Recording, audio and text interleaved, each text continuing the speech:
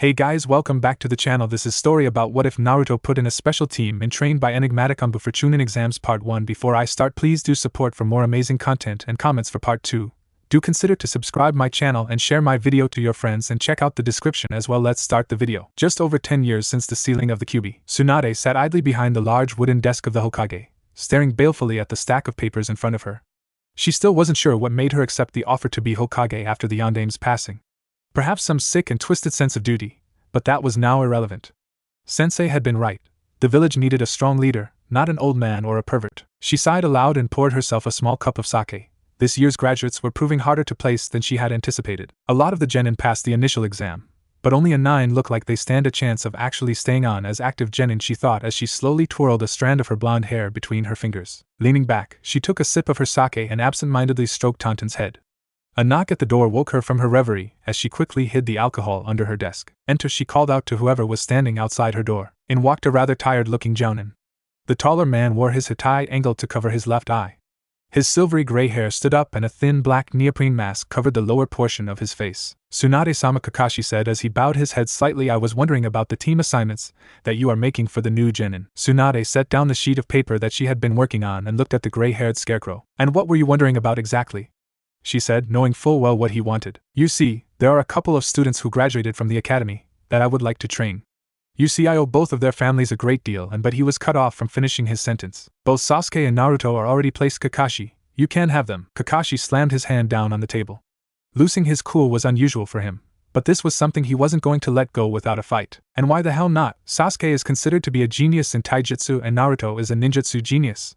I'm obviously the best sensei for either of them." Tsunade shook her head. "Normally I would agree with you, but..." Without finishing her sentence, she picked up one of the various papers on her desk and handed it to Kakashi. Kakashi looked at it closely.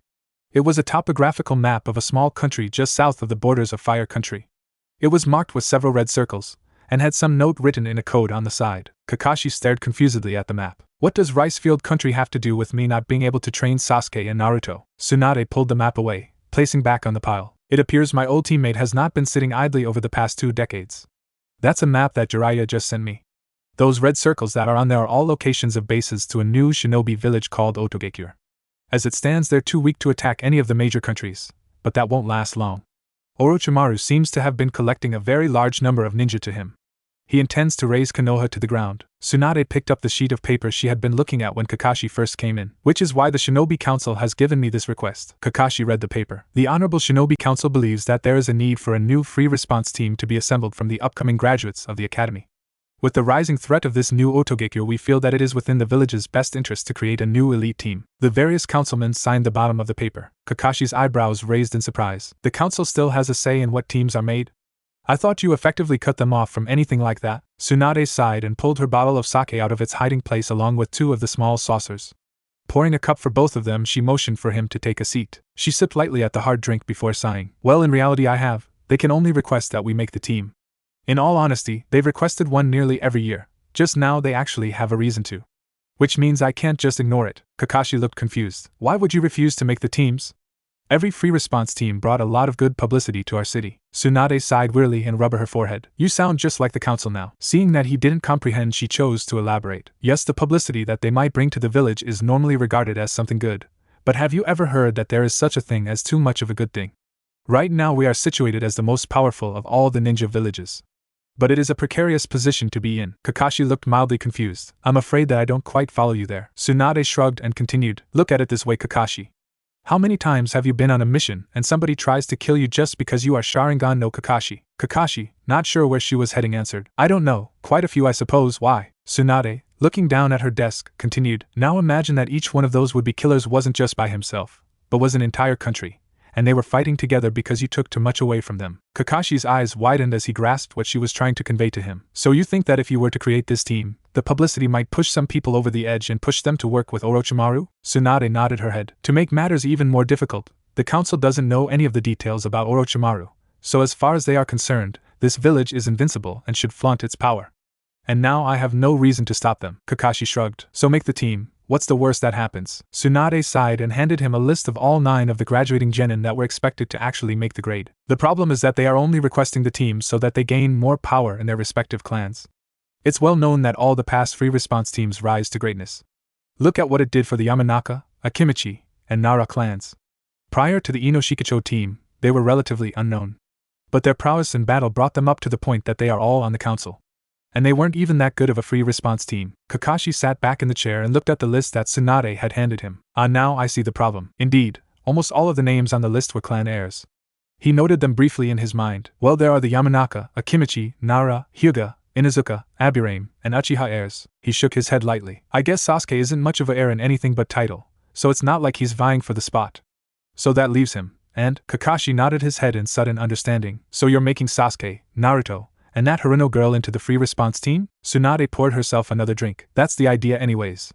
Naruto and Sasuke have no families, so there is no one but themselves with anything to gain from this. Haruno Sakura is really the only exception, but even her family is most gone, killed by the Kyuubi. All she has left is an elderly grandmother who taught her genjutsu as a child. Kakashi nodded his head. So you're covering all three of the basics in the team. You have Sasuke as the primary taijutsu fighter, Naruto for ninjutsu, and Sakura for medical and genjutsu. Tsunade tipped the drip back and slammed the small cup on the table. Exactly, Kakashi, setting his empty cup on the table, replied. So explain again why I can't teach this team.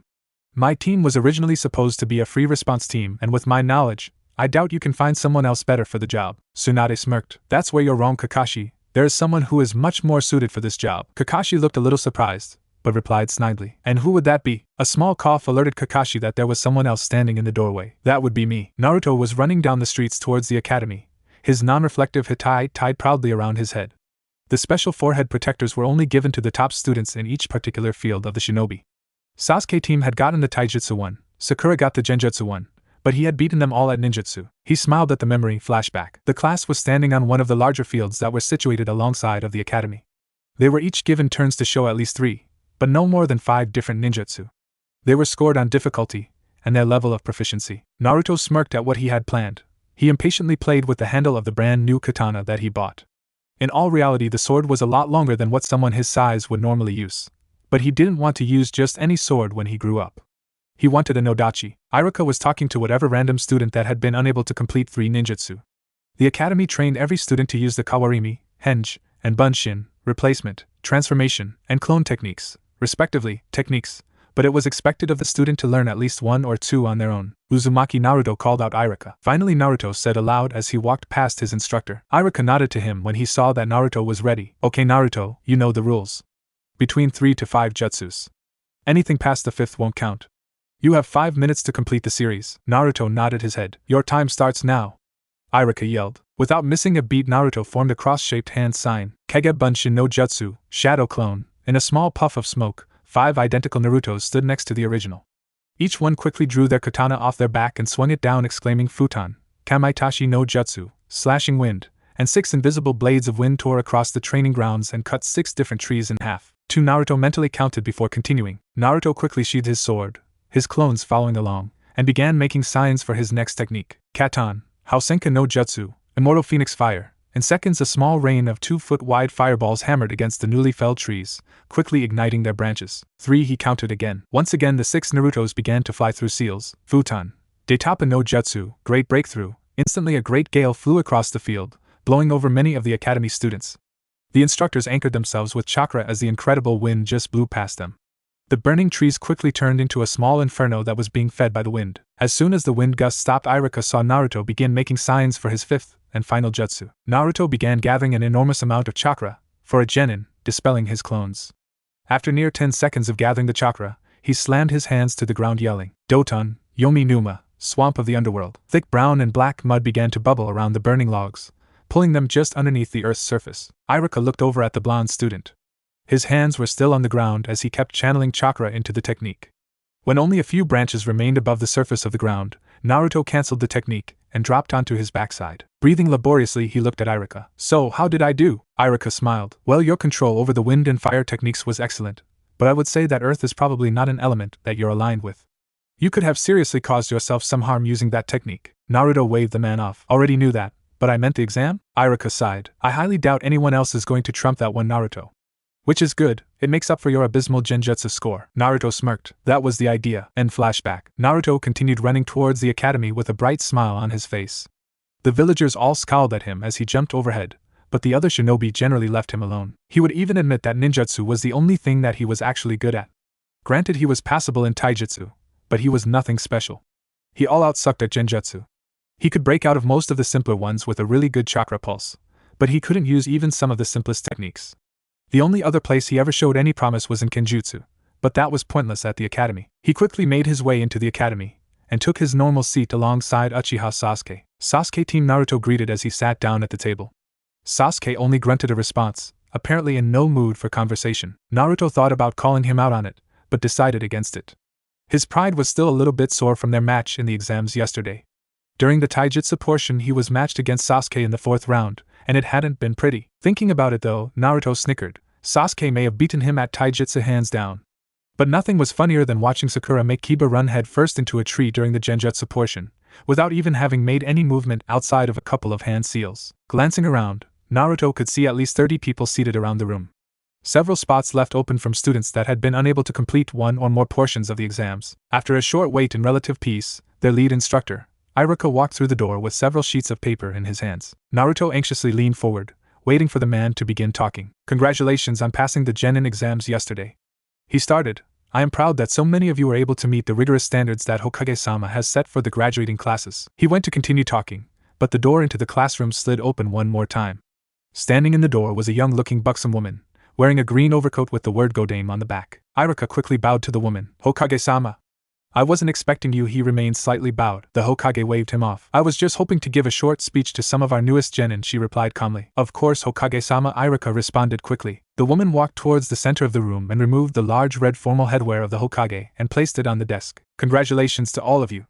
You are all about to start on a long and toilsome journey that will likely take the rest of your lives. Many of you will not make it through alive. You are entering the rank of the elites, the shinobi. Whether you have not realized it yet, or you are just avoiding it, the fact is that at some time in your life, this country will call upon you to fight. To fight for it, to kill for it, and to die for it." She let the words hang there for a second before continuing. "All the world around you is watching you, waiting on bated breath to see who is ready. Who among you is ready to go on this journey? It is not for me to answer. I am only here to give you a few words of wisdom. You don't get very far in this life without having to be brave an awful lot. Because we all have our frightening moments and difficult trials, and we don't have much of a choice but to get through them, and it takes a lot of bravery to do that. The most important thing about bravery is this: it's not about not being scared, it's about being scared and doing it anyway. That's bravery. There will come a time when you are beaten, broken, and no longer able to continue. It's at those times that I want you to all remember these words." She added another small pause for dramatics. "When you cannot walk, you crawl. And when you find that you can no longer crawl, then you find someone to carry you." Tsunade pulled out a scroll that she had tucked away inside of her overcoat. "Here I have a list of teams that I have put together. Together with them, you will either live or die. Ultimately, the decision is your own. For those of you that cannot accept this fate, you may leave now." Just like with every other class, all the students remained in their seats. She nodded very well. With that, she tossed the scroll to Iruka, put her hat back on, and strolled out of the room. Iruka unrolled the scroll and began calling off names. Naruto didn't bother to listen to the first half dozen or so teams. They were inconsequential. It was common knowledge that very few of them would ever make it past genin. Finally, Iruka began getting into the higher numbers. "Team 8, Hyuga Hinata, Aburame Shino, and Inuzuka Kiba. Your sensei will be Yuhi Kurinai." Naruto nodded his head. "A tracking/recon team. Team 9 is still in rotation, so Team 10 will be comprised of Yamanaka Ino, Naro Shikamaru, and Akimichi Chuji. Your sensei will be Sarutobi Asuma." With that, Iruka rolled up his scroll and placed it on the table. Naruto and Sasuke both sat up and shared a look. Looking around, they could see that Sakura was also wondering what was going on. Naruto was about to voice his concern, but a sharp look from Iruka told him to leave it be. "Your senseis will be waiting for you on the main academy training grounds. Please get together with your teams and make your way there." All the students quickly jumped to their feet and grouped together before running out the door, each and every one of them eager to begin their career as a shinobi. As the students were running out, Iruka calmly walked in front of where Sasuke and Naruto were seated. He waved to Sakura, motioning for her to join them. Naruto was the first to break the silence. "Hey, Iruka, what gives? Why didn't we get a team?" Iruka shrugged. "I don't know. All I know is that the scroll specifically said that you three were to wait here until your new sensei arrived." Sasuke finally cut into the conversation. "So who is our new sensei?" Iruka sighed. "Honestly, I have no idea. It was only listed as classified." With that, Iruka began walking out of the room, leaving 3 very confused students still standing in the classroom. The 3 of them sat in silence for several minutes before Sakura turned to Sasuke. "What does it mean that our sensei is classified?" Sasuke made to answer, before a voice right behind them answered. "It means that according to Konoha's records, I don't exist. And from this moment on, neither do you." All 3 of the young students spun around, to find a white-haired old man sitting behind them quietly on the desk. He wore standard black shinobi attire, but his arms had the old hard leather guards of Anbu. His shoulders were covered in rounded metal plates that had been nicked and dented over decades of use. Next to him was what looked like an old metal samurai helmet. Sasuke was the first to recover from the shock of being surprised. "Who are you?" The man smiled. "I'm your sensei." Naruto jumped up and pointed his finger at the man. "What the hell? You're just an old man." Sasuke seemed like he was about to voice a similar concern when Sakura suddenly grabbed Naruto and pulled him back down into the chair. "I recognize you. Weren't you the Sandaime Hokage?" Kakashi stood next to Tsunade, both of them staring out over Konoha. "So you went through with it and made Sarutobi-sama the sensei for the team." Tsunade nodded her head. "It was really the most logical choice. Whether that old coot wants to admit it or not, he's really not fit to be on the front lines anymore. Since he obviously doesn't want to retire, this is the best option. Plus, look at what he did with me and my teammates." Kakashi nodded his head. "I guess I can't disagree with you." Tsunade looked over towards him. "You still wish that I had allowed you to be their sensei?" Kakashi nodded his head. Tsunade shrugged her shoulders. "I am sure that there will come a day when they will need your help, Kakashi." Kakashi, trying once more, pushed his luck. "Still, the Sandaime is old. Wouldn't it have been better to place them with a younger sensei?" Tsunade looked back out towards the village. "You should have known by now. There comes a point in every shinobi's life when they realize that they are past their prime. It's at this time one of two things happen. Either they quit and become a civilian, or they train harder in spite of their age. They fight time and do their best to stay in peak performance. Those are the deadliest ninja that you will ever find on the field. The old ones, who in spite of aging kept training, and with their decades of experience, crush all their opponents." She turned and sat down at her desk to begin filling out some more paperwork. "I'm sorry, Kakashi, but you cannot be their sensei." Kakashi nodded and made his way towards the door when Tsunade called out to him. "There is, however, another team that will be graduating in the next year or two that may interest you." Naruto stared wide-eyed at the old man across from him. If Sakura was right, and this was the Sandaime Hokage, then they had been lied to in their history books. According to the books, the Sandaime had been injured in the Kyuubi attack and was currently living at his estate in the Sarutobi compound. The old man jumped off the table and landed on his feet in front of the students. "Before anyone asks, I assure you that I am quite uninjured." Sakura, her curiosity overriding any thought of nervousness, began asking questions. "But if you're an active ninja, then we would have heard about you. I mean, if a Hokage is out doing missions, then obviously people are going to notice something." The old man laughed. "Which is true." Then, reaching around behind himself, he pulled out a mask with the likeness of Monkey on it and secured it to his face. "Unless I was in an organization that, according to Konoha records, has no members. You can call me Saru asterisk, or perhaps Saru Sensei." With that, he dropped 3 identical black cloth sacks in front of the 3 students. Tied to each sack was an identical blank white mask with circular holes for eyes. "Welcome to Anbu, kids." With that, he disappeared a puff of white smoke, leaving 3 stunned children sitting by themselves. Naruto was the first to move. He quietly picked up the white porcelain mask. A small note was taped to the inside of it. "If you should choose to accept this position, meet on top of the Hokage monument at sunrise tomorrow. Come dressed in the uniform provided.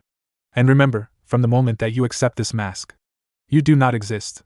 You will become Anbu, those who are damned by the flesh, saved by the blood." Looking around, he saw that both Sasuke and Sakura reading an identical note. After a moment, all 3 of them slowly brought the white masks up to their faces and felt the seals on the rims anchor it securely in place. Sakura released a tense breath. "I'll see you tomorrow morning," then she grimaced, hearing how her voice echoed off the mask. It perverted it, making it sound hollow and dead. Naruto sat alone in his small apartment, quietly laying out each item that was found inside the black sack that Saru had given him. It contained black shinobi sandals, 2 sets of black pants shirts, a gray chest covering that seemed to have some sort of steel mesh inside of it, stiff gray leather arm and shin guards, and a black heavy cloth cloak to cover the whole ensemble. It also seemed to have a small ninjato that fit the back of the chest armor, but he had discarded that in favor of his longer katana. Slowly he began putting on the ensemble. It was heavier than what he normally wore, but it was also much stronger, less likely to get cut or torn in the heat of battle. The belt that was on the pants had a small hook that he could attach his mask to when he didn't have to wear it. After tightening all the armor down till it was comfortable, he placed the mask back on his face and looked in the mirror. Outside of his bright blonde hair, it would have been impossible to identify who he was, but if he put on the cloak, even that was hidden. Taking the mask back off, he sat down on the floor and leaned up against the wall. Taking a scroll off the wall, he began reading. The primary postulate of Futon. Morning came quickly for the 3 young students. Just as the far eastern horizon was beginning to brighten, all 3 were standing above Konoha, peering out over the vast darkness that was just beginning to leave the land. Behind them they heard someone walking out of the small forest. Unsurprisingly, it was Saru. He motioned for them to come over to him. "Good, you're all on time. Today is your first exam. If you fail, you will be sent back to the academy with your memory modified so that you do not remember ever having passed the exam. Do you understand?" 3 masked faces nodded in understanding. "You have 1 hour to complete the first part of this exam." He held up a single bell. "This bell must be captured. Failure to do so will result in being returned to the academy. You may use any skills that you possess. If you do not come at me with the intent to kill, you will not pass this exam. Your time begins now. All three of the students jumped away, putting some space between them and the seasoned Hokage. Almost immediately Naruto began forming hand seals for some jutsu, while Sasuke drew his ninjato and began running in. Sarutobi smiled. Good, they are already working as a team, but he frowned for a second, looking over towards the pink-haired Anbu trainee who was just standing there, with her hands in the ram seal. As he moved to intercept the Uchiha, who by now was only feet away from him, a small bird broke out into song as the sun rose. The effects were immediate. He could feel a moderately powerful genjutsu fall into place over him. It would be nothing astonishing if it was coming from a Chunin or Jounin, but for a newly graduated genin, it was terrifying. Sasuke was now no more than a blur, and his balance was completely thrown off. However, with quickness that only years of experience can provide, he broke the genjutsu and blocked Sasuke's ninjato. Kicking hard in the chest, he sent him flying towards his blonde teammate. Surprisingly enough, the blonde that Sasuke smashed into disappeared into a puff of smoke and he heard a yell, "Futon, Kamaitachi no Jutsu!" From behind him. Spinning around, he could just make out an invisible blade of wind flying at him from Naruto's sword. As he jumped into the air to avoid it, he heard the breeze blow through the trees. Immediately the world spun upside down, landing in a roll on the sky or earth, whatever it really was. He cancelled the technique. Looking around, he could see Sakura standing at the edge of the field, high up in a tree. Her hands still locked in the ram seal. Sara's eyes widened. That's how she's doing it, he thought. She's picking up sound waves that are already heading my way and infusing a genjutsu into them. That's why there isn't any obvious trigger. She uses completely normal sounds to embed the technique. Using sound to trigger a genjutsu was not unheard of. In fact, his former student, Orochimaru, had favored the idea, but it was always a sound that could be controlled, such as a whistle, bells, or some kind of musical instrument. The idea of using nature sounds was incredible. He could see both Sasuke and Naruto land near Sakura. All three stared down at him. When he saw Naruto begin making more hand seals, and Sasuke running down the tree towards him, he quickly threw a pair of shuriken at Naruto. The metal stars forced him to dodge, not completing the technique. In a matter of seconds he completed his own jutsu and called out, "Ninpo, Kanashibari no Jutsu." Sasuke faltered in mid-step as the heavy killing intent washed over him. Sarutobi calmly walked up and gave him a hard chop to the neck, rendering him unconscious. Looking back up at the tree, he could see that Sakura and Naruto were still standing there, unsure of what to do now that Sasuke was unconscious. Sarutobi reached into his weapons pouch and threw a single kunai with an explosive note at the pair of Anbu trainees. As the large explosion decimated the tree, he saw the pair jump in opposite directions. Without missing a beat, he took off after Sakura, quickly catching up to the already winded genjutsu user.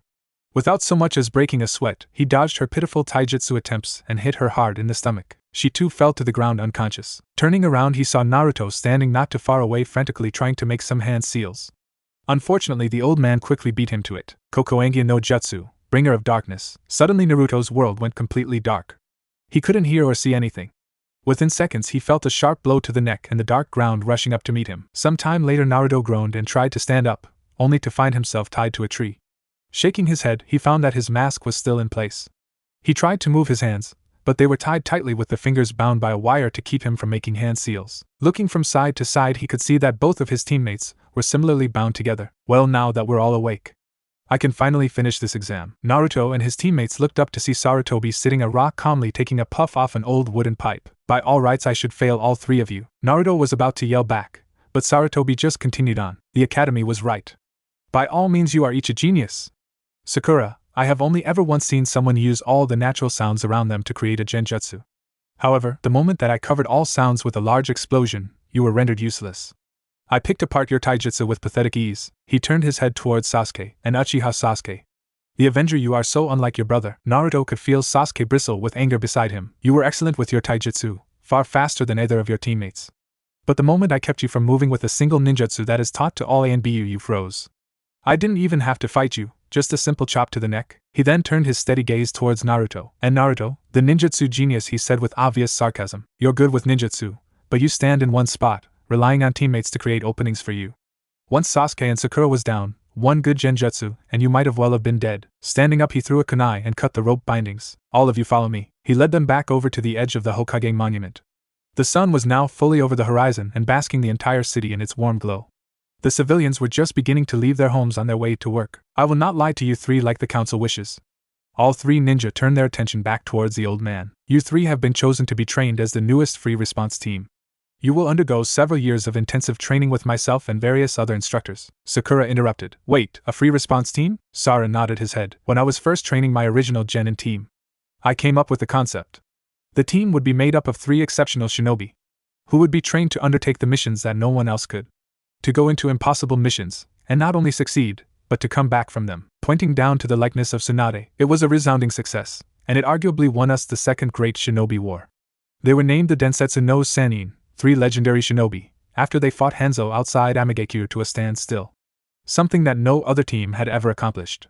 After that, we tried to make several others, but before they could finish their training, one of them died and the team fell apart. The only sole exception to this rule is the original Inoshikacho team. But they were formed during a time of peace and were allowed to grow before being fed to the wolves. Sarutobi remained silent for a minute, allowing Naruto time to voice his question. So why are they making a new one? Sarutobi frowned. The Sanin, it seems, were not as perfect as I had hoped for. One of my students, Orochimaru, fled the village, and is apparently now trying to raise an army to destroy it. Silence reigned again at that rather morbid thought. Finally Sasuke began asking a question. Neither of those other teams were ever a part of Anbu, so why are we? Sarutobi actually smiled at that question. Very astute, Sasuke. Ironically, you were put into the organization with the highest mortality rate, to protect you. Seeing their questioning looks, he continued. You see, when word gets out about a new free response team being trained, some country would always attempt an assassination or would target the team on missions. By placing you into ANBU, all of your movements, living quarters, training schedules, everything about you is classified. That way it greatly reduces any attempts on your life. All 3 of the new genin shuddered at the thought of so many people being out to get them. The 3 of you failed my exam horribly. However, it appears that Tsunade's changes in the academy were not all in vain.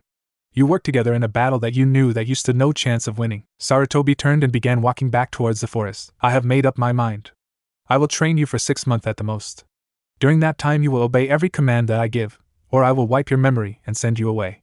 If you wish to continue, go to your homes, gather whatever belongings you can fit into the bag that your uniforms came in, and meet me here by noon. If you do not return, I will assume that you do not wish to continue, and will act accordingly. With that he once again left.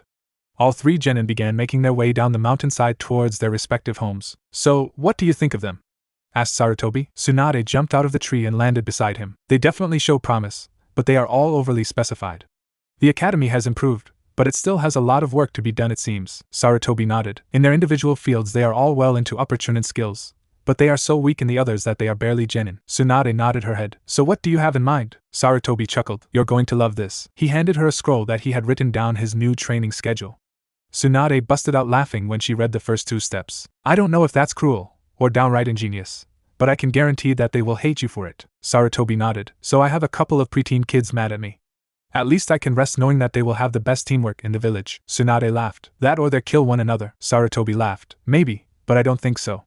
They are all rather lonely children. I think this is a chance that they have all been secretly wishing for. Tsunade shook her head and just started walking away. Whatever, just don't kill them. Sarutobi just chuckled and walked back into the woods. Just get back to the paperwork, you old hag. Tsunade spun on her heel. Who are you to call me old? But he was already gone. Damned old fool, she mumbled to herself. Sakura stood in her room, staring at the small desk that sat in the corner.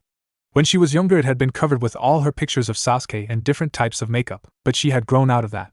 2 years ago, her brother Sora went out on a simple C-rank mission that went awry. After that she had moved in with her grandmother. A small tear ran down her cheek as she thought about her brother. Both her parents had been killed when the Kyuubi attacked, and ever since then it had been just her and her brother. When he died, her whole world that she had carefully built up came crashing down around her. That's when her grandmother took her under her wing and began teaching her sound-based genjutsu. She had dived into it with a passion. Looking down at the table, she picked up a small blue music box. She lifted its lid and let the soft music break the silence. She stood there listening to the box for a couple of minutes. Inside the lid were 2 pictures. The first showed a pink-haired man with his arms around a young blonde woman. A young boy just into his early teens stood next to them with a new shiny Hittite. The mother was holding a tiny baby in her arms. The picture next to it was more recent. It was just her and her brother. He was teaching her how to throw saban needles with a large smile on his face. You're leaving, aren't you? She shut the box and turned around. Boss, and she was surprised to see her standing there. She had been so caught up in her memories that she hadn't heard her approach. You have an ANBU mask on your belt, so I assume that you can't tell me about it. Sakura nodded her head. Her grandmother walked over to her, supporting her thin frame on a wooden cane. She stopped right in front of Sakura and dropped the cane and grabbed the young girl in a tight hug. Please come back. Her voice was full of emotion. She never said anything else, and she quickly let go and left the room. She knew that by Konoha law, Her granddaughter was no more. Sakura stood there, tears starting to run down her cheeks. She put the music box in her bag, along with several other belongings.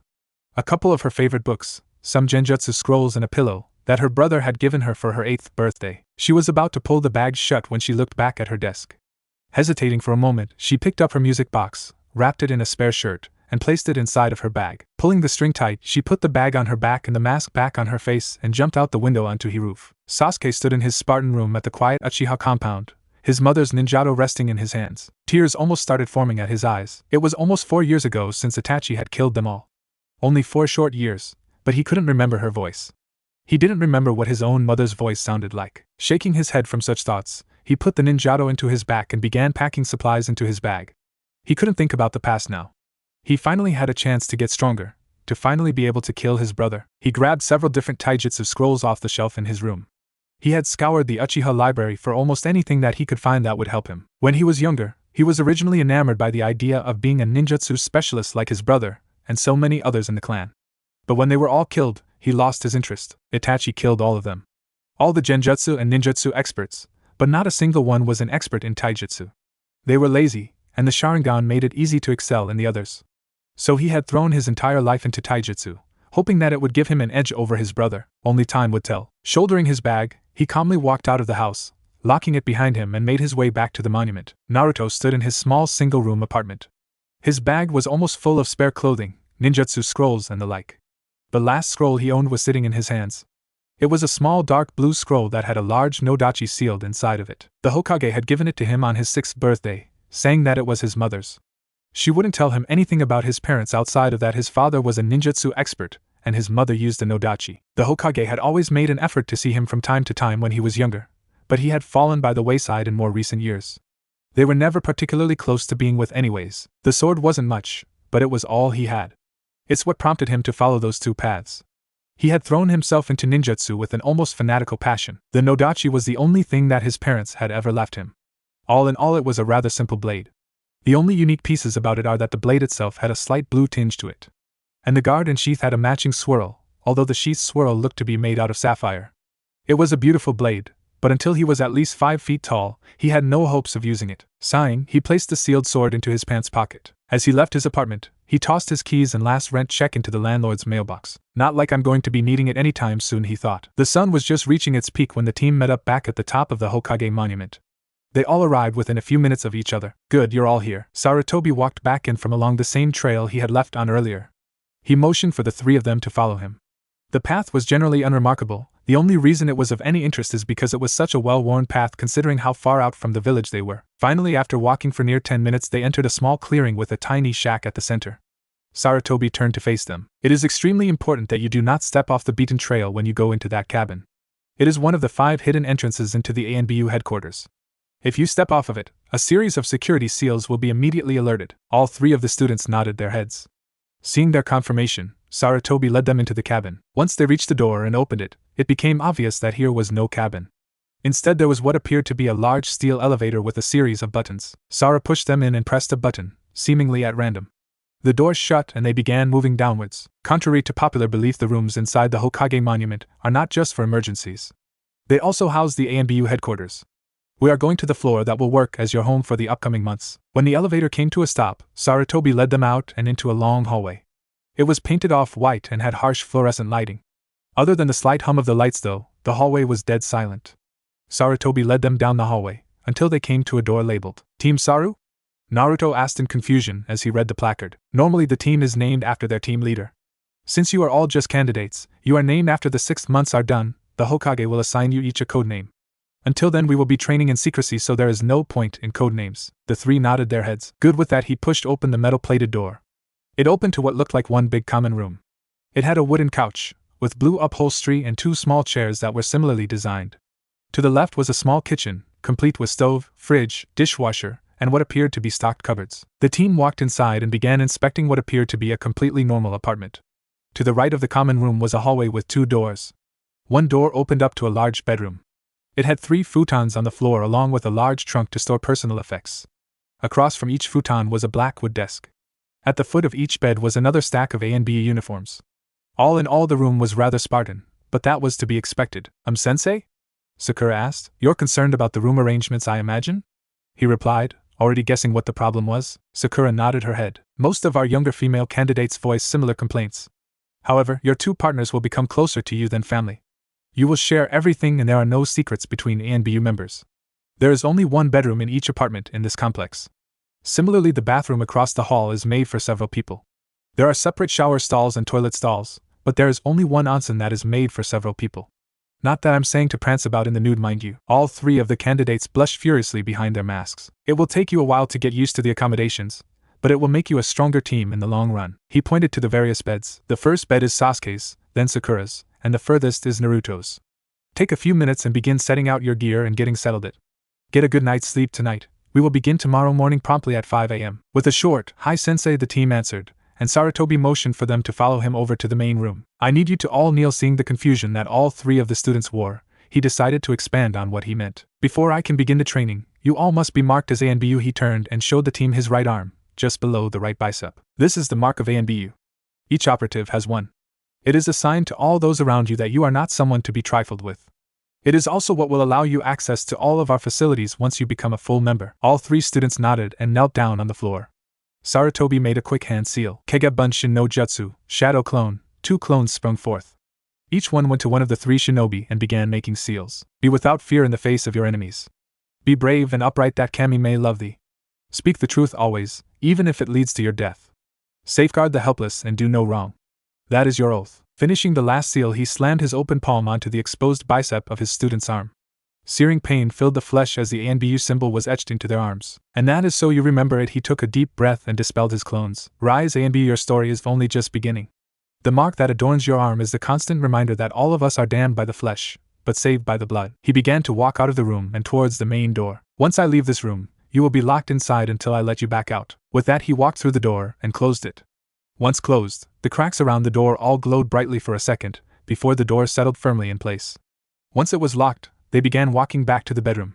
The clock on the wall showed that it was only a little past 2. When Naruto got into the bedroom, Sakura was already putting her clothes away in the trunk. All 3 of them had removed their masks and set them down on their respective desks. At the back of the desk, Naruto spotted a large rest that was meant to hold an ANBU's sword. With a smile, he opened his pocket and removed the scroll that contained his mother's nodachi. With a swipe of blood across the seal and a small poof, the long sword appeared in his hands. Running his hand fondly across the sheath, he stared at the blue swirl. The sudden appearance of the sword had not gone unnoticed by his roommates and partners. Hey Naruto, what's with the sword? Asked Sakura. Naruto turned to see his roommates looking at him. It was my mother's, at least that's what the Hokage told me. Once I'm strong enough, I intend to use it. Surprisingly, it was Sasuke who broke the silence. My mother was also a kenjutsu specialist. Naruto stared at Sasuke like he had grown a second head. Sasuke, that is the single largest piece of information that you have ever shared about yourself. Sasuke shrugged. I never had a reason to before.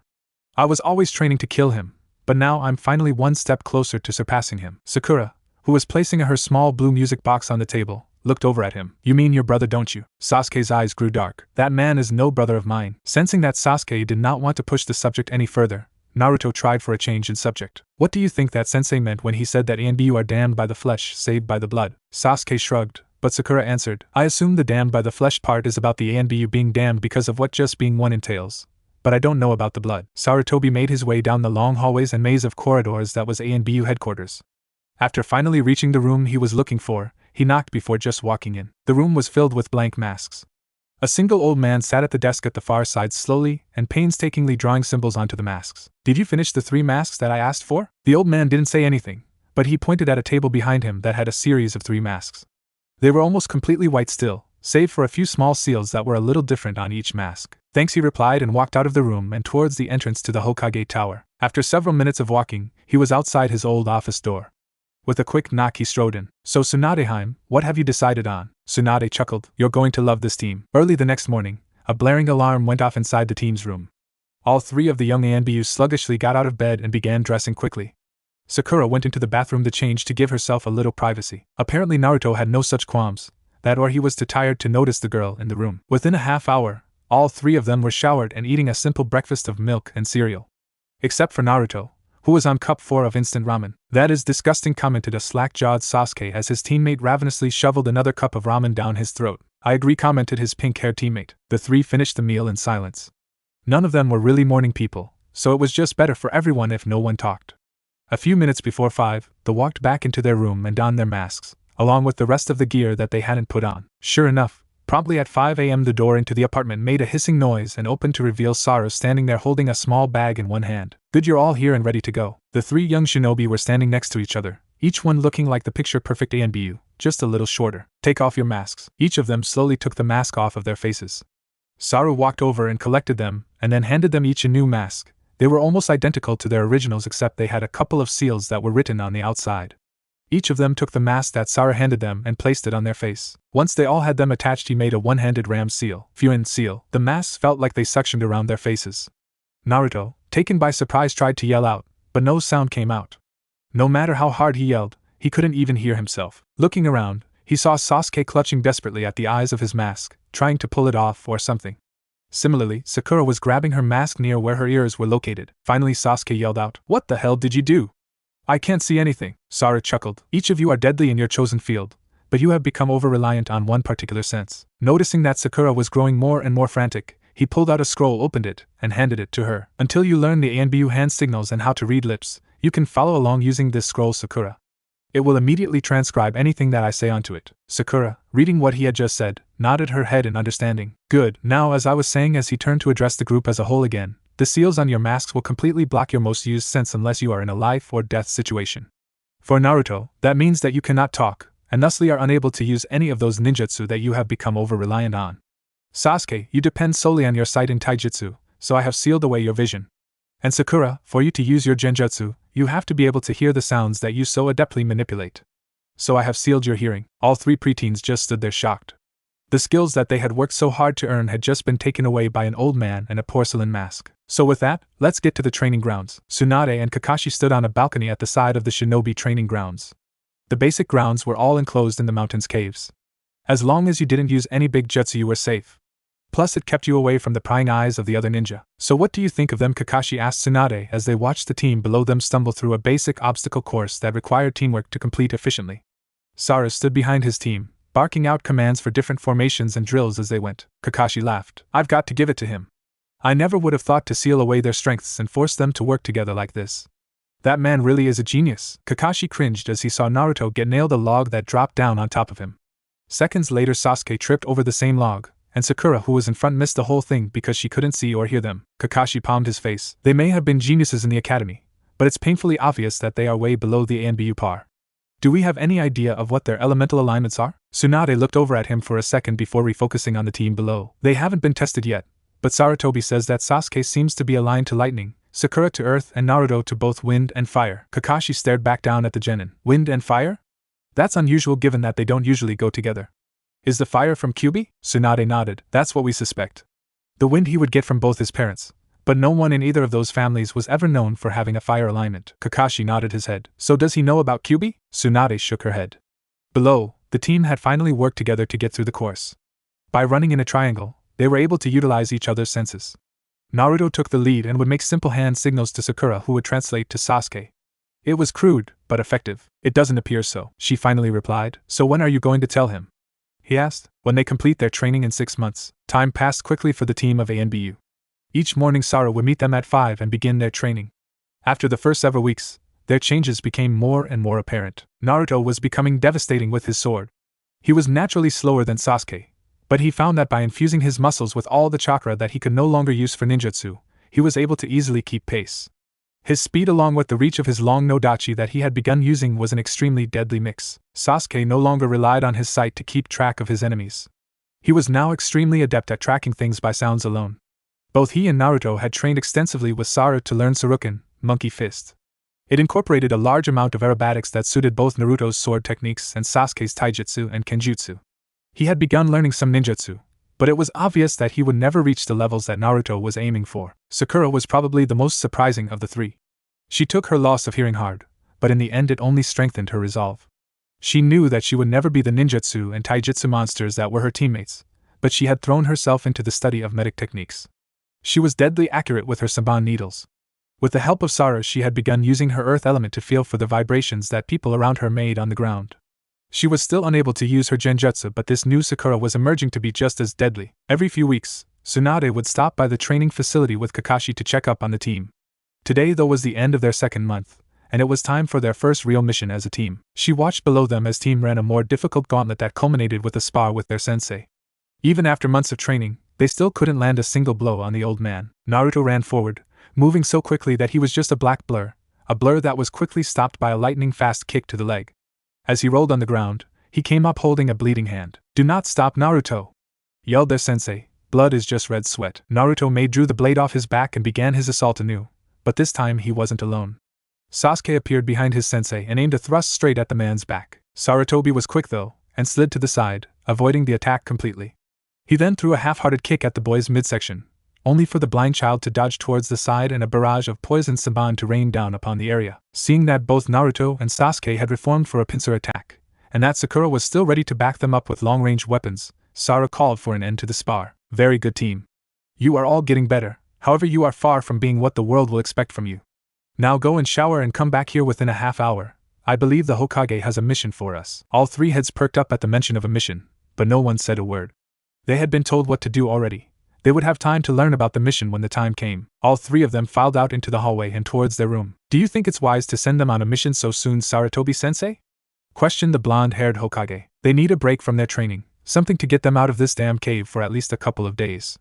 They may try to act like true shinobi, but in reality they are still frightened children." The Hokage nodded her head, remembering her days when she and her team had first started training him. "I have a fairly simple mission for them. The four of you will be guarding a monk on his way to the cloisters in the mountains to the north.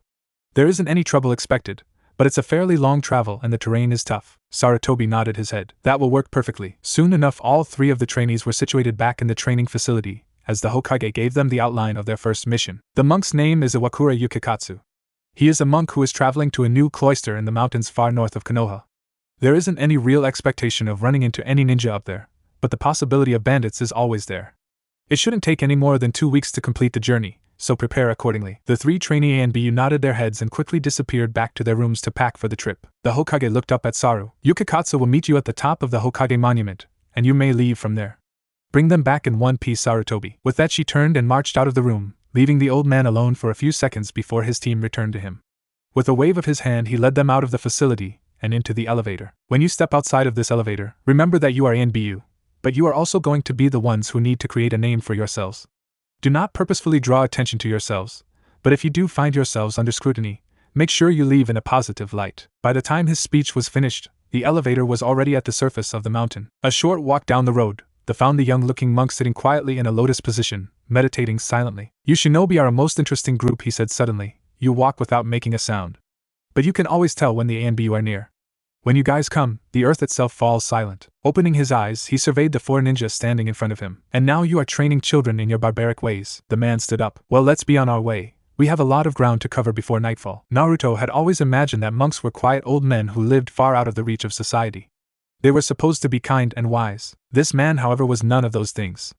It had become painfully apparent that he held no love for shinobi and their barbaric ways of life. He spent most of the day degrading them as they went, informing them about how the gods would never forgive them for their crimes. Finally, after nightfall, the man finally stopped talking when he fell asleep. Soon after, both Sasuke and Sakura had followed him to sleep and only Naruto and Saru remained stationed around the fire. "You seem oddly quiet tonight, Naruto. What's on your mind?" Saru asked. Naruto may not be able to talk, but he was still the most expressive of anyone on the team. His body language alone always spoke volumes. It turned out to be an excellent weapon for him in fights. His silence and goofy act only enraged his opponents. So he may be unable to talk, but he was most definitely not mute. Taking out a small scroll, Naruto scribbled something down on it, and handed it to his sensei. It simply read, "Religion." Sarutobi nodded his head. Of course this particular mission would raise some questions for you. What is it that you are wondering about it?" Naruto took back his scroll and wrote down another question. "What do you believe?" Sarutobi sighed. "I put no stock in religion. By the word religion I have seen the lunacy of fanatics of every denomination be called the will of God. I have seen too much religion in the eyes of too many murderers. Holiness is in right action, and courage on behalf of those who cannot defend themselves, and goodness.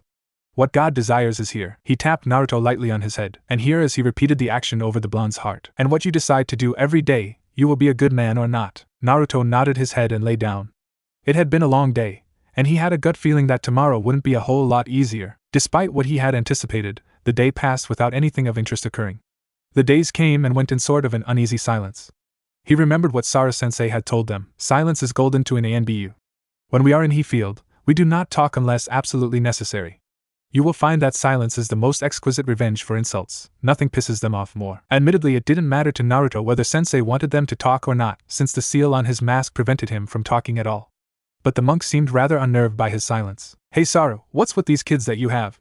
They don't seem quite right in the head. Especially that blonde one. The other two at least talk from time to time, but I haven't heard that one say a single word the entire journey. The older masked man chuckled. I assure that all 3 of my students are perfectly sane. He left the message at that though. His mind was focused on a narrowing in the path just ahead. There were people hiding in the bushes and trees, most likely a group of thieves waiting for us to pass, he thought to himself. Looking ahead just in front of him, he could see that his team had also noticed the presence just ahead and had begun to prepare accordingly. As they got closer, he could see Sasuke begin making a few discreet hand seals. Sure enough, when they were in the narrowed area, a large man wielding an axe walked out in front of them and motioned for them to stop. This road here belongs to me and my gang. The thug motioned to several other men who began coming out of the foliage. 2 of the larger ones came to stand next to him, trying to look as intimidating as possible. Just hand over all your money, and we may let you all live. Saru was about to answer the man when the brash monk yelled, Who are you to try to steal from a monk, a man of God? Surely you will burn in hell for these actions. The man smiled, revealing sickeningly yellow teeth. Hell? We already live in a world of hell. He motioned for his men to attack when Sasuke yelled out, Gakakyu no Jutsu. A huge red and yellow fireball roared down the open path, quickly incinerating the 3 largest men in front of them. 2 others made to jump from the trees on either side, but Naruto's steel quickly dispatched them. Even Sakura got into the action when one of the men that was behind them tried to jump them. She spun around and embedded several samban deep into the man's skull. When 6 of their best fighters fell to 3 children in a matter of seconds, the other thieves took off running into the woods. The monk dropped to his knees. What senseless violence! Why would you do that to them? He was half questioning, half yelling at the 3 children in front of him. They were thieves, yes. But even they do not deserve to be chopped down like a weed that has grown in our path. What would make you do something as hideous as that? He pointed at the 3 still burning bodies in front of the group. Sasuke was surprisingly the one who answered, Sometimes it is entirely appropriate to crush the fly with a sledgehammer. The monk's face grew red and he made to slap the ignorant child when Saru grabbed his wrist. Turning to face the older man, the monk spat out, You should have let me just beat his ass. Saru shook his head and motioned to Naruto and Sakura. Naruto had already taken his sword back out and Sakura had palmed a few of the samban. Beat his ass? I just saved yours. The monk shrugged his wrist out the other man's vice-like grip. Whatever, we are only several miles away from the monastery. Let's hurry up so I can leave your barbaric group. With that he took off down the trail, carefully avoiding the corpses that lined the road. Sarutobi shook his head. Good job, team, was all he said before following the monk down the path. The other 3 stood there for a second staring at the 6 dead men. Wordlessly they piled them up and Sasuke said blaze to them before quietly saying, Damned by the flesh. And Sakura finished, Saved by the blood. Naruto finished by making some signs in the Anbu hand signals. We will kill, so that others may live. They had been taught that motto from their first days as Anbu trainees. Saru and the other Anbu that would appear from time to time had drilled it into their heads. But it had never been more real that it was at that moment. Looking up, the 3 nodded at each other, before taking to the trees and sprinting ahead to catch up to their sensei. The rest of the trip was uneventful. The monk had finally silenced himself. Just before nightfall they reached the outer gates of the monastery. There the team left the monk and turned around to leave. Thank you. The team stopped, and saw the monk staring back at them. I may not agree with your methods, but you got me here safely, so thank you. All 4 of the masked ninja merely nodded their heads before they disappeared into the trees like they had never been at all. It only took 2 days to return. They immediately went to the Hokage's office for Saru to give the report. Good job, team. Saru Tsunade filed the mission report into her outbox and looked back down at the team. Go back to your training. Soon enough there will be more missions and exams for you, but for now, take a day of rest. Go out to the town, get something to eat, just remember that you leave your masks back at the training facility. You will have just 12 hours free of them. After that, you will resume being ANBU. The 3 young ANBU nodded and left the office, making their way back to the ANBU headquarters. They are progressing nicely, Tsunade-chan said Sarutobi as he removed his mask and sat down in one of the comfortable chairs. But I think that giving them that short break for the next day may be a wise move. They may be excellent shinobi in the making, but they are still children. Tsunade nodded her head in agreement. They take the ANBU seriously enough that it is no harm in letting them out for a short time. Besides, I would like a full report of their progress from you. Sarutobi nodded. Their teamwork is becoming flawless. When they are on a mission or in training, they hardly ever talk. They rarely even use the hand signs that so many of the ANBU have become overly reliant on. Instead, they have learned to read each other's body language. However, outside of the missions and training, they still joke around and act like any normal child their age. I would say that they are possibly the most sane ninja in ANBU. The 3 teammates were walking down the city street quietly. It was just noon when they were released. The moment they were in the room and Naruto had been able to remove his mask, the young blonde had insisted that they 3 of them go to Ichiraku Ramen for lunch. After a small dispute, They had finally given in to his demands. So after a quick shower, the three of them were walking down the crowded roads of Konoha, towards the small ramen stand. "It's weird, you know," Naruto said quietly. Sasuke nodded his head. He stoic Uchiha had to admit that after 2 months of seeing almost no one but each other and their sensei, being thrown back into society for a short time was extremely awkward. "Hey guys," Sakura said, "after we're done at lunch, do you think we could go see my grandmother for a short time at least?" Sasuke and Naruto, having no family of their own, both held any family in high regard. They immediately agreed to Sakura's request. Seeing the ramen stand just down the road, Naruto let out a whoop of joy and sprinted down the road, gracefully vaulting over anyone who got in his way. At one point he even used a small fruit stand to flip over a busy intersection. Sasuke and Sakura laughed at his antics as they followed at a more sedate pace behind them. Sakura turned to look at her dark-haired teammate. "You just laughed." Sasuke looked confused for a moment before Sakura restated what she had said. "You just laughed. I haven't heard you do that in years." Sasuke understood what she was implying. What she really meant was, "I haven't heard you laugh since your brother killed your clan." Sasuke just shrugged. "Maybe it's just that I finally have found a reason to laugh again." With that he slipped beneath the small cloth-covered entrance to the ramen stand and sat down beside his blonde-haired teammate. Sakura shook her head and took the seat on the other side of Naruto, who was already scarfing down what appeared to be a second bowl of ramen. The team sat in an amiable silence while eating their food. Naruto made a little small talk with the chefs at the stand, while skillfully avoiding any questions as to where he had been for the last couple of months. In fact, the way he interacted with the pair, it was as if he had never left to begin with. "Hey Asen!" Naruto yelled out to the older ramen chef, "Give me another one of your miso ramen." The old man smiled and began preparing another dish. From behind them they heard someone yell, "Naruto, Sasuke, Sakura, is that you in there?" The team turned around to see 6 other young genin making their way across the street towards them. Ino was the one who had spotted them and led the other ones over. "Where have you guys been? We haven't seen you in like months?" asked the rather annoying blonde-haired girl as she immediately flung herself at the stationary Sasuke. Acting on instinct, Sasuke moved quickly out of the way and Ino slammed face first into the wooden wall of the stand. Sakura giggled. "I guess some things haven't changed at all." Kiba walked up behind Naruto and slung an arm around the blonde's shoulders. "So really, what have you guys been up to? We haven't seen any of you since we graduated from the academy." Naruto shrugged and scratched the back of his head. "Well, you know, we've been training and doing missions and stuff." Kiba laughed. "Man, missions are such a bummer." Naruto looked confused. "I don't know. I never thought that they were that bad." Kiba looked astounded, but surprisingly it was Shikamaru who started talking. "I have to agree with Naruto. D-rank missions are boring, but it's less troublesome than the higher-ranked missions. At least we don't have to leave the village." Sakura sent Naruto a look, conveying to him that talking about missions was not a good idea. Sasuke picked up on it and changed the subject. "We haven't been doing too many missions really. Most of the time has been doing some chakra control missions and teamwork stuff." Luckily no one seemed to notice the subtle shift from the topic. "Yeah, Asuma has been running us through all those stupid teamwork things all the time," said Ino. Shino suddenly broke into the conversation, contrary to what would appear to be the popular opinion here. "I feel that it is in our best interest to cultivate better relations and understanding between teammates." Kiba and Ino stared at the quiet bug user. The only intelligent response that they could come up with was, "Huh." Sakura shook her head. "I'm sorry guys, but we only have a few hours before we need to meet back up with our sensei, so we need to get going." The team stood up and began making their way down the road, leaving the other 6 rookie genin staring at them as they made their way down the road. Ino was the first one to start up the conversation as they began walking down the road once more. "Did anyone else think that they seemed a little different?" Shikamaru just groaned. "Yeah, but it's way too troublesome to figure out why." Ino smacked him upside the head and was going to yell at him, but Hinata interrupted the dispute. "Ano, did anyone else notice that their Hitai were all covering their right arm?" Shino nodded. "Indeed, they did seem to be acting rather unusual." Ino huffed. "Well, whatever it is, Forehead had better tell me about it eventually." The team was making its way down the path when an Anbu appeared in front of them. "The 3 of you are to report to the Hokage's office immediately." The 3 nodded and disappeared following the Anbu across the rooftops. As they went, Sakura could see Naruto wordlessly asking, "Why does she want to see us now?" Sakura shrugged. "I don't know. Maybe something came up that she wanted to tell us." Sasuke moved and said, "Whatever it is, let's just get it over with already." The Anbu leading them was surprised by the wordless conversation that was going on between the 3 trainees that were following closely behind him. Normally that kind of teamwork was only seen between teammates that had been working together for years, not between a new team. As soon as they made it to the Hokage tower, they all leapt up to the small balcony on the 3rd floor.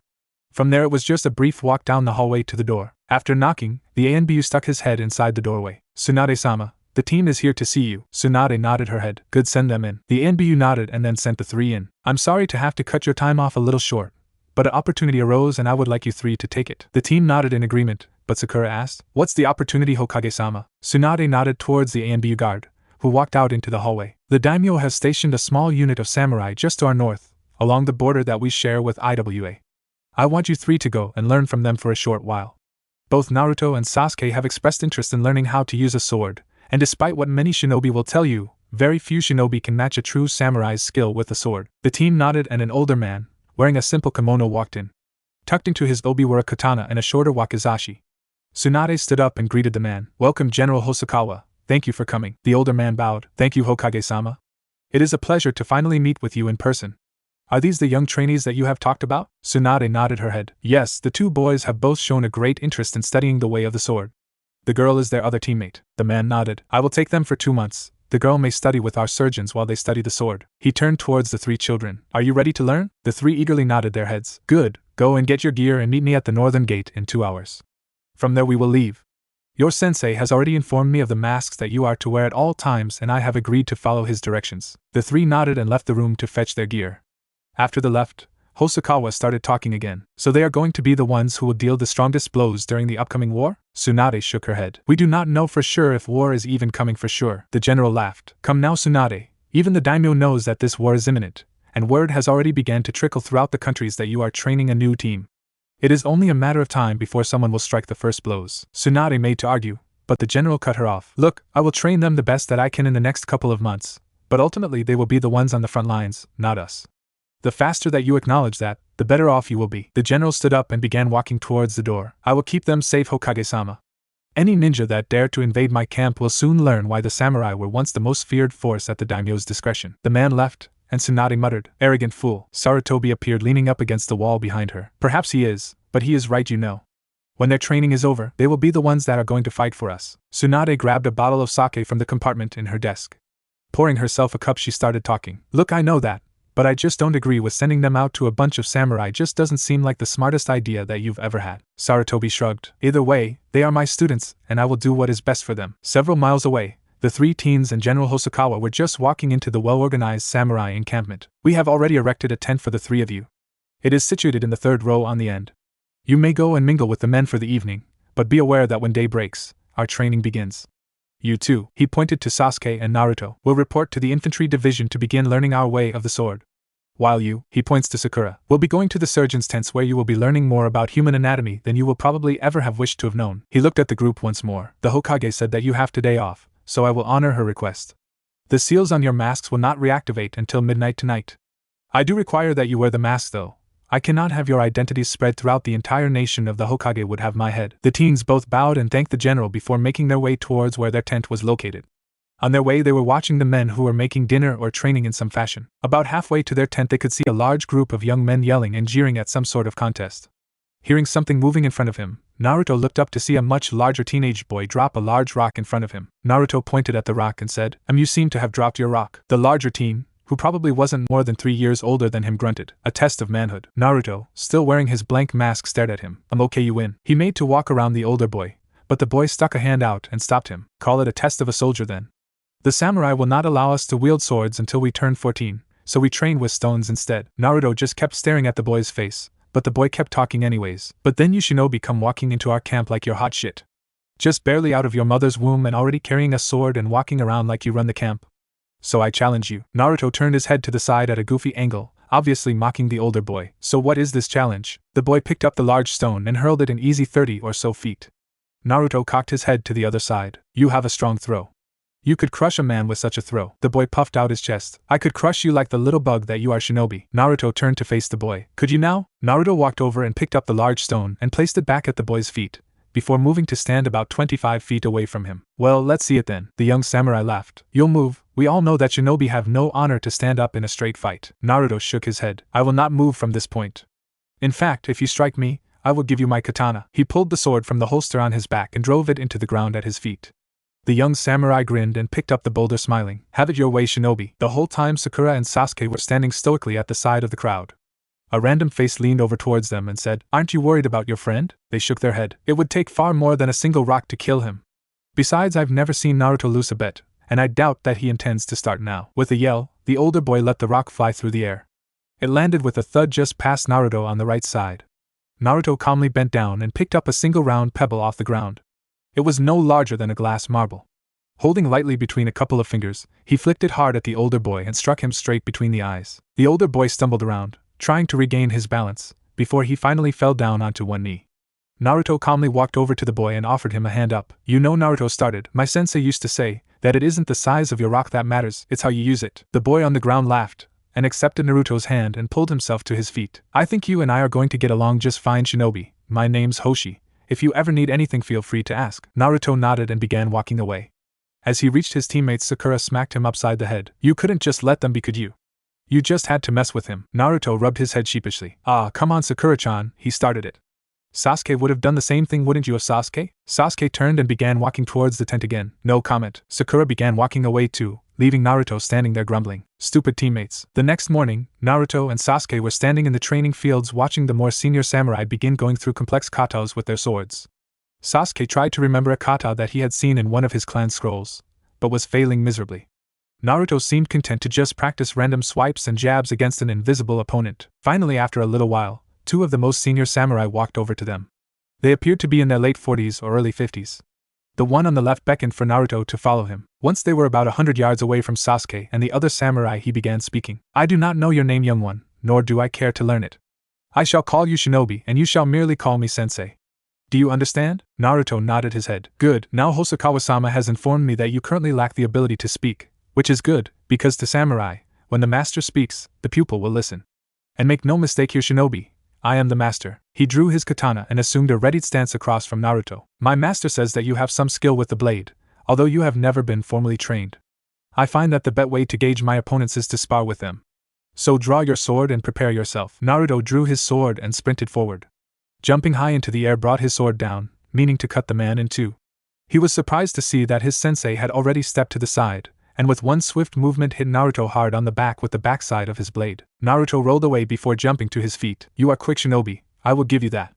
But mere quickness is no substitute for a well-trained samurai with years of experience. The two clashed together several more times. Each time Naruto would be knocked away with a rough blow from the back of the older man's sword. Finally, in a fuming rage, he pushed chakra into his legs and moved blindly fast, trying to cut the man in two from the side. In one swift movement, the samurai crushed his right hand with the back of his sword, effectively disarming him. Another blow followed up on his collarbone, knocking him to his knees. The samurai rested the tip of his sword at Naruto's neck. You show promise, young Shinobi, but you are young and brash. He removed the sword from his neck and tapped the top of his head. First you will learn to fight with this. Then he handed Naruto back his sword. Then I will teach you to fight with this. Looking over, Naruto could see that Sasuke was being similarly knocked around by his sensei. You will have time to worry about your friends later. Come now, you will start to learn the ancient and sacred art of the sword. Naruto stood up gingerly, using his sword as a slight crutch. The older man nodded. Good, you show determination? That is key to any warrior. Now do as I do. The man began fluidly going through a kata while Naruto painfully tried to mimic him. The samurai smiled. Hosokawa was right. He will make an excellent student. Sakura walked into the large white tent with a red tent cross on the top. All around her she could see samurai between the ages of about 12 and into their 50s all lying around on canvas cots. Suddenly she felt a tap on her shoulder. Turning around, she could see a man in a white doctor's jacket looking down at her. You must be the kunoichi that Hosokawa said was coming to help us. Sakura nodded her head. He also said that you were unable to hear anything. Is that true? Sakura responded. Yes, although I have trained myself to read lips. The man nodded. Good, you'll be working with me for the next couple of months. Do you have any experience with being a medic? Sakura nodded her head. I know the basic medical ninjutsu. The older doctor shook his head. Ninjutsu is useless on those who have not developed their chakra pathways. You could pump all the healing chakra in the world into a normal civilian or samurai and their bodies would have no idea what to do with it. No, here you will learn true first aid. Box them up and get them to the hospital. Sakura grimaced the way he said box them up but chose to keep her mouth shut. Now then, come here to get your gear. With that he led her down one of the aisles, trying to explain to her the concept of doing stitches to hold the wound shut as he went. Naruto's arms were beginning to scream in complaint as he and Sasuke were run through various katas over and over. Any mistake was marked when their sensei would whack the offending appendage with a wooden sword. Needless to say, Sasuke and Naruto's arms, legs, and backs were covered in dark bruises. Again! Shouted Sasuke's sensei. Apparently their kata was still not up to the samurai par. After going through the agonizing movements once more, their senseis finally informed them that they were now ready to join the rest of the younger samurai in their daily training. Sakura was also being put through her paces. The samurai were often getting cut or injured in training, and since they were unable to be healed by healing ninjutsu like her teammates, the doctors had to patch them up the best that they could and rely on nature to take its course. It was rough training for all of them, but the training was beginning to pay off. Both Naruto and Sasuke were able to hold their own against most of the samurai who were a decade older than them. Sasuke seemed to have a little more natural skill than his blonde-haired teammate, but what Naruto lacked in natural talent, he more than made up for it in pure determination. He never seemed to have a limit to his energy, and he was a glutton for punishment. By the end of the second month, all three of them had taken their particular skills to a whole new level. Naruto had finally begun learning true katas for his longer nodachi, while Sasuke was being trained to use a wakizashi that was about the same size as his ninjato. At the end of the second month, Naruto and Sasuke were sparring with two other of the older samurai. They had become adept in using the samurai standard katas, but their shinobi training still shined through when they tended to incorporate various acrobatic movements into their attacks. It wasn't uncommon to see them jump over opponents, or bend at incredible angles to avoid the swords of the more experienced samurai. Over the hill they could see Sakura running towards them. "Hosokawa-sama has requested our presence at his tent," she panted out when she reached the other two shinobi. Naruto and Sasuke sheathed their swords and bowed to their opponents before turning around and running over the hill with Sakura in tow. As they approached a large red tent in the middle of the compound, they slowed down and composed themselves. They had learned over the past 2 months that where Hosokawa demanded the same respect that they would show to their own Hokage. Bowing to the guards outside the tent flaps were quickly opened and they were led inside. Inside they were surprised to see all three of their senseis and Sara-sensei. All three of them bowed low. "Hosokawa-sama, senseis." All four of them bowed slightly in acknowledgement. Hosokawa stood up. "I have never seen 3 young shinobi so dedicated to their arts as the 3 of you. I have no doubt that if you continue down this path, you will indeed become some of the most fearsome opponents that our enemies have ever faced." He waved over one of his assistants who came over carrying a black ebony box. "The samurai have something that we call our bushido, our way of the warrior. It teaches us that we must practice frugality, loyalty, martial arts mastery, and honor unto our deaths.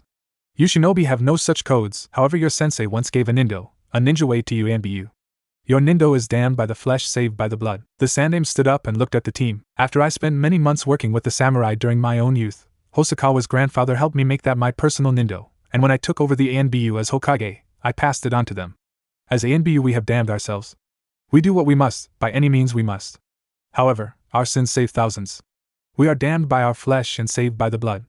That is the nindo of the Anbu, and that is the nindo that we all follow till our deaths." Hosokawa took the black box from his assistant. "Normally, when a samurai completes his training and joins our ranks, he is given a uniform and his swords. You, however, are not samurai, you are ninja and have no use for one of our uniforms, and you already have a sword. So I have made you these." He opened the box.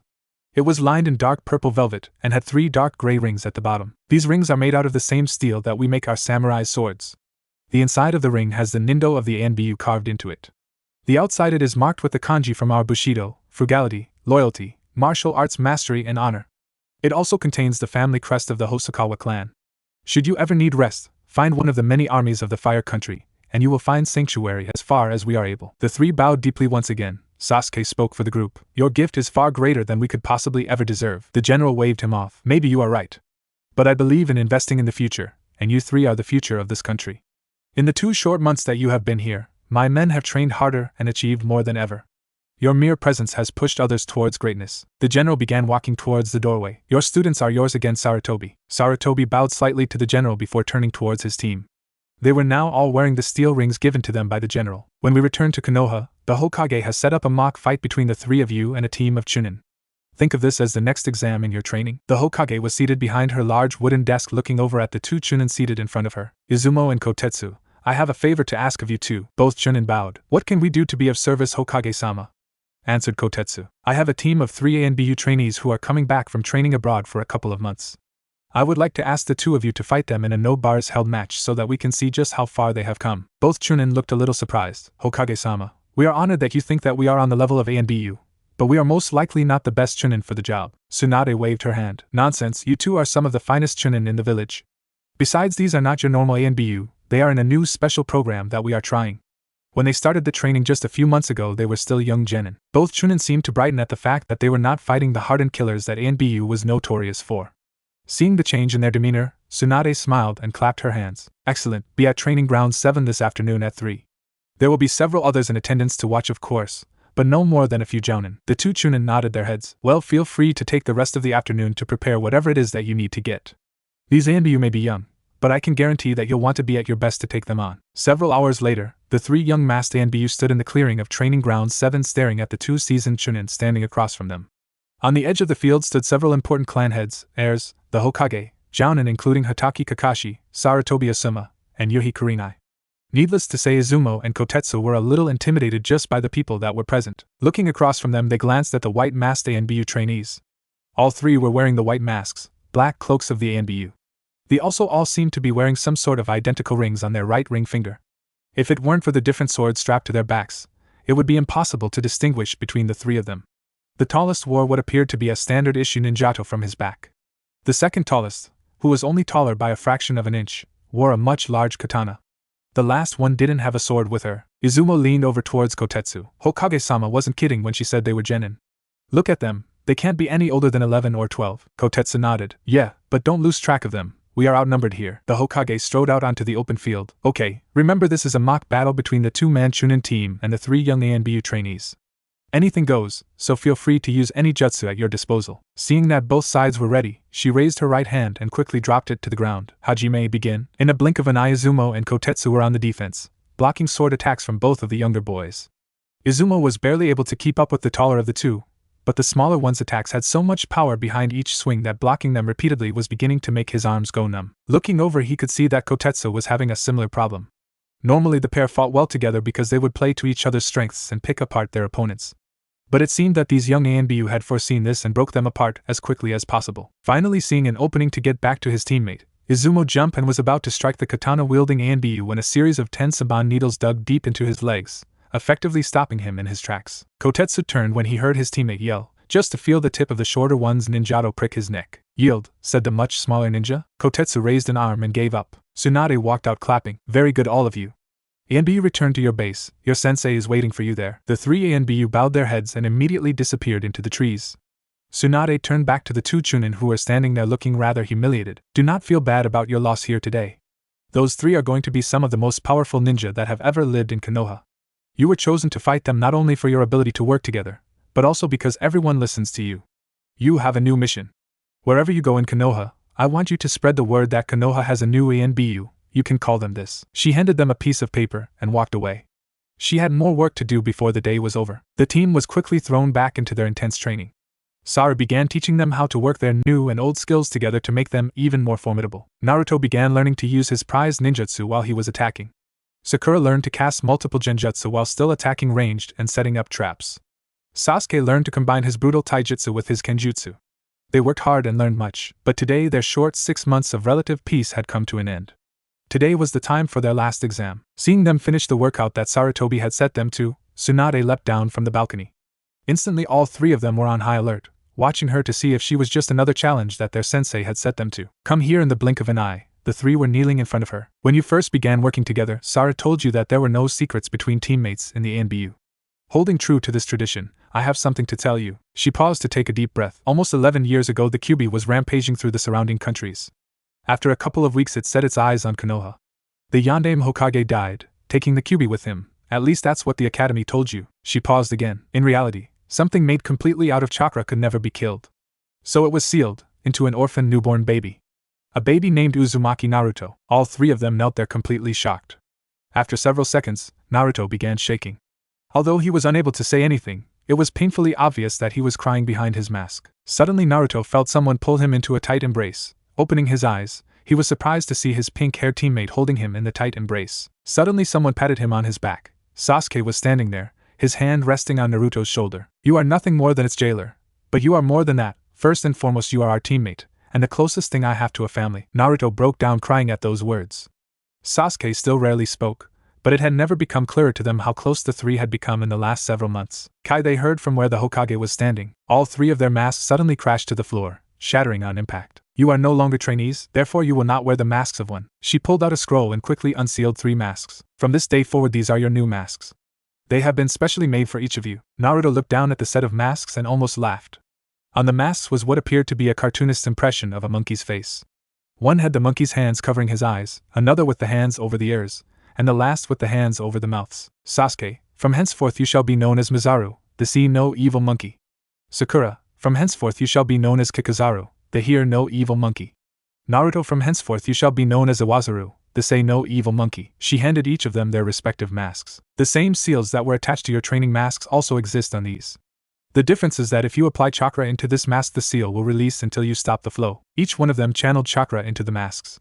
The hands of the monkeys disappeared, the faces became identical. The mouths were open in a feral grin with sharp teeth. The eyes were wide and stared at you like a hungry animal waiting to strike. All in all, the masks became downright terrifying. From this point onwards, your team shall be known as Team Sanin, the Three Wise Monkeys. Report to my office tomorrow morning for your first assignment. Pack for at least a month-long trip. The three freshly graduated ANBU all nodded and disappeared quickly, leaving the Hokage and her predecessor alone in the large cavern. You did well for such a short time, Sarutobi-sensei. Sarutobi yawned and stretched as he replied. Those kids will change the world someday, you just watch. Later that evening, the three newly graduated ANBU sat in their room's large onsen. Sakura, who was sipping at some fresh lemonade, asked, So what do we do now? We've been training for so many months. I'm not even sure what we're supposed to do now. Naruto shrugged. I suppose we follow orders and see where the road leads us. Sasuke nodded his head in approval. Before my mother was killed, she told me. I haven't a clue as to how my story will end. But that's all right. When you set out on a journey and night covers the road, you don't conclude the road has vanished. And how else could we discover the stars? Naruto smiled. You know. Imagine the looks on the other Genin's faces when they find out years from now that the three kick-ass ANBU that they heard about as kids were really their friends. Sasuke smiled and Sakura laughed a little. Ino will never let me live that one down. Naruto took a deep breath. It was cold. Tsunade had sent the Sanin to the far northern border of Waterfall Country. Even at a ninja's pace, the travel had taken over a week. A small iron mining community rested up here, nestled in the sleepy mountain ranges. The community had recently been ransacked by a series of hit-and-run attacks. Each time they hit one of the large wagon trains that were transporting the much-needed iron down towards Hainokuni, it had become apparent that the bandits attacking must be missing Nin, just because of the extreme skill they had shown in taking out the hired guards and getting away with the stolen goods. Normally, a mission like this would be handled by a country's own ninja, but Taki's ninja were spread thin the way it was, and since all the iron from these mines was going to Konoha anyways, it fell to their team. It was winter up here in the mountains. Soon the cold would begin reaching down along the coast and into the land of waves. Naruto was standing in the branches of a century-old pine tree far about the mountain pass, surveying the land below. The night was silent as snow softly drifted down, covering the land in a light powdery covering. He took a handful of the icy snow and lifted his mask up. Shoving the cold snow into his mouth, he grimaced. It may just be frozen water, but it still isn't as good as regular water, he thought. He heard a crunch of the soft snow somewhere down the path. Moving as little as possible, he peered down the tight mountain pass. A wagon train was slowly beginning to make its way down the frozen trail. The train was slowly making its way down the mountain pass. Looking over to the other side of the pass, just off to the side of the trail, he could just make out Sasuke standing absolutely still. Unless you knew where he was, you would pass him off for nothing more than a rock. Sakura was located somewhere in the train itself, just in case something happened that Sasuke or Naruto were unable to get to. Naruto sat, waiting for the train to get closer. Whoever was attacking these trains were good, but not flawless. They tended to attack at random intervals, but always within the same general area. They had staked the mountainside out for nearly 3 days now. As a child, he had always imagined the higher-ranked missions to be all action. Explosions and jutsu flying everywhere. Sadly, it seemed B-rank missions were not nearly as exciting as he had hoped for. So far, all of them consisted of sitting in one location, waiting for a perfect moment to strike at an opponent. Not really all that exciting. And once they were into a fight, it never lasted more than several minutes at most.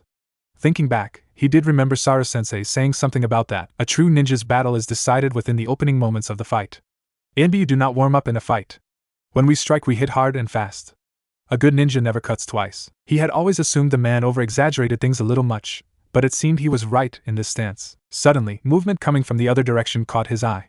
There were 3 figures rapidly closing in. In one smooth motion, Naruto drew his large nodachi and leapt from the trees, plummeting to the frozen earth far below.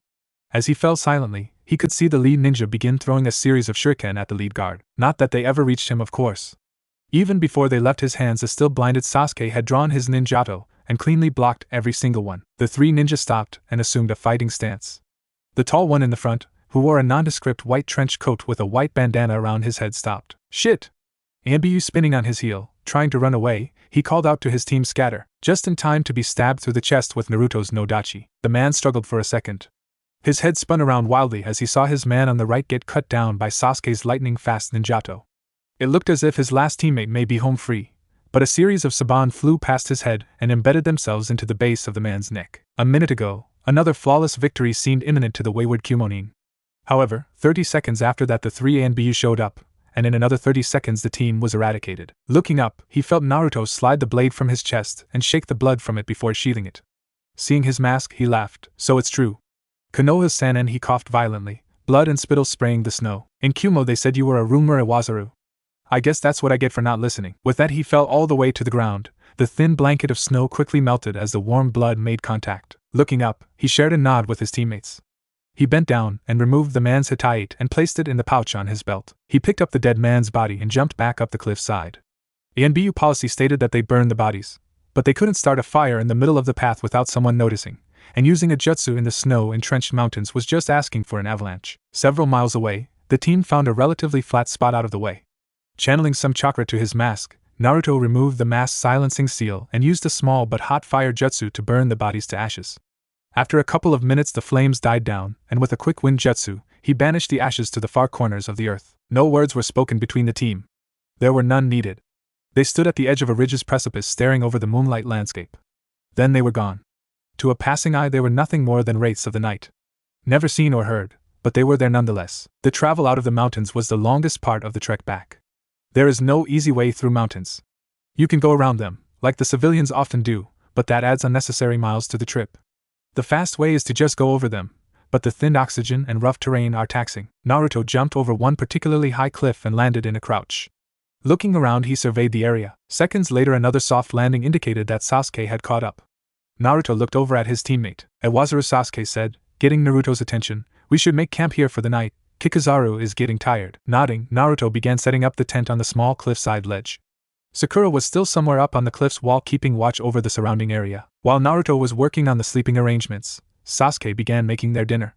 Anbu rarely had the luxury of a fire, but new advancements in chemistry allowed for hot meals. The food came in 2 bags, one that the water was heated in. The other held the soup that they would be eating. Filling the first bag with a little water from his canteen, he dropped the white powdery tablets in. Immediately the water began to get hot. He dropped the smaller bag filled with the soup inside and set it on the ground while it cooked. After staking down the small 3-man tent, Naruto looked up at the small overhang above. He could make out Sakura flying through hand seals, no doubt placing various genjutsu around the campsite to reduce the chance that some wandering eye would see them. After several minutes and at least 3 genjutsu, Sakura gracefully leapt off the overhang, landing next to Naruto. "Is the soup done yet?" she asked quietly. Sasuke, who was rummaging through his pack looking for some bowls, answered, "It has a minute yet, but it will be done soon." Sakura sighed, and in a rather ungraceful manner, plopped down on a hard rock to sit. "We've been traveling through these damn rocks for near a week already.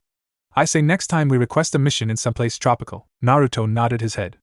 The constant cold was starting to get to him. After a couple of minutes of just sitting around, the soup was finally hot. It was made of nothing except some dried vegetables, noodles, and some broth. Naturally, Naruto thought it was amazing. Once dinner was done, and they were ready to retire, Naruto activated his mask and muttered, "Kage Bunshin no Jutsu, Shadow Clone Jutsu." 5 of the clones popped into existence, and simultaneously leapt to different locations around the campsite to keep watch for the night. Without a word the original ducked into the tent, and lied down beside his teammates. Miles behind them, a group of Kumo Hunternin stood at the site that their bodies had been burned. "It seems that the rumors have some truth to them after all," said the one who was apparently the leader of the group. A younger-sounding and obviously less experienced hunter looked at him. "What rumors, sir?" The taller man looked away from the scorched earth, south towards Konoha. "There have been rumors that Konoha has trained another one of their infamous free response teams." The younger one made no sound, obviously confused. Third member of the team, a large man with 2 swords on his back, answered for the captain. "When Konoha senses a war coming, they increase their training programs dramatically and turn out some very powerful individuals, just like every other village tries to do. However, they also train one team, called a free response team." The leader started talking. They couldn't have had any information about this mission besides those wagon trains being attacked. Normally a village would send a couple of rookie chunin to scout around and see who was attacking them, then report back if it was enemy ninja. Then the village would send out a jounin with some chunin backup to remove them.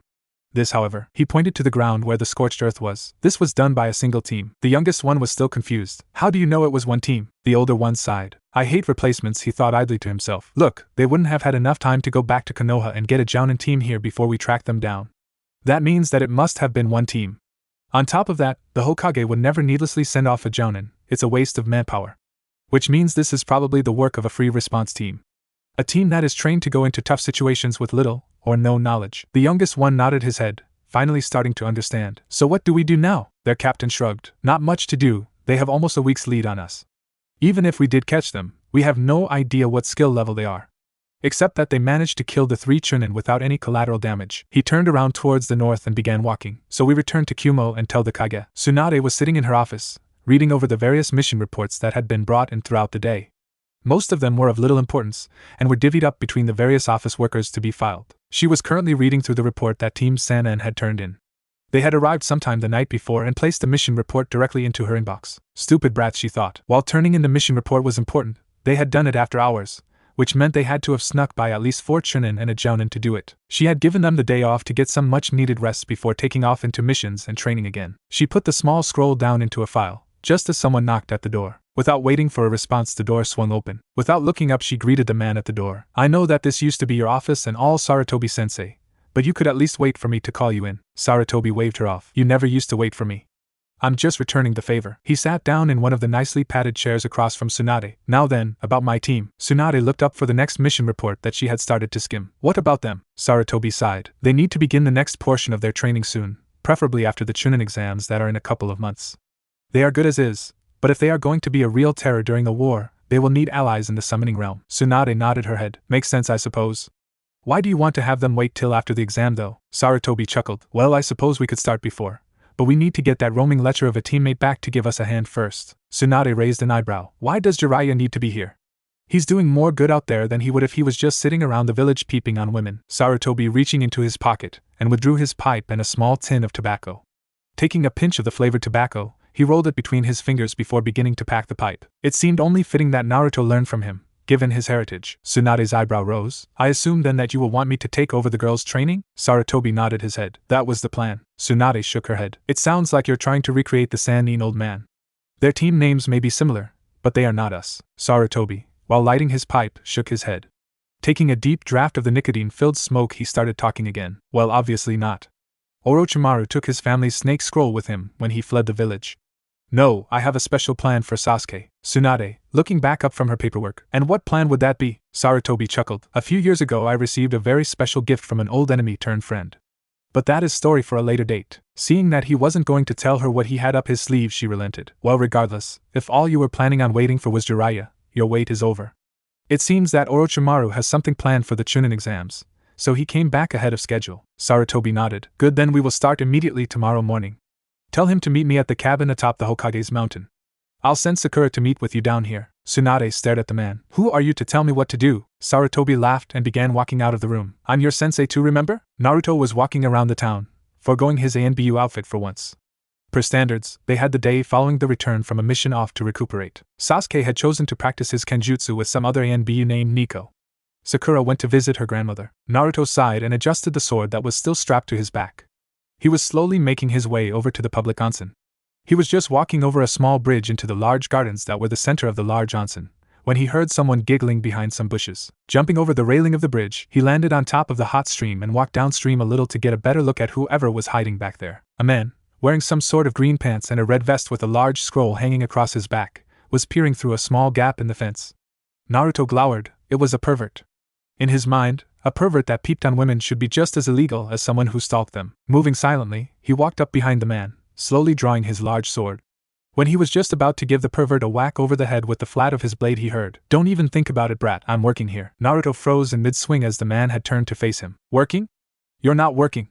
You're just a pervert," Naruto exclaimed loudly. The man sneered at Naruto and jumped to his feet. "I'm not a pervert," he denied vehemently, and then he broke into a huge grin. "I'm a super pervert."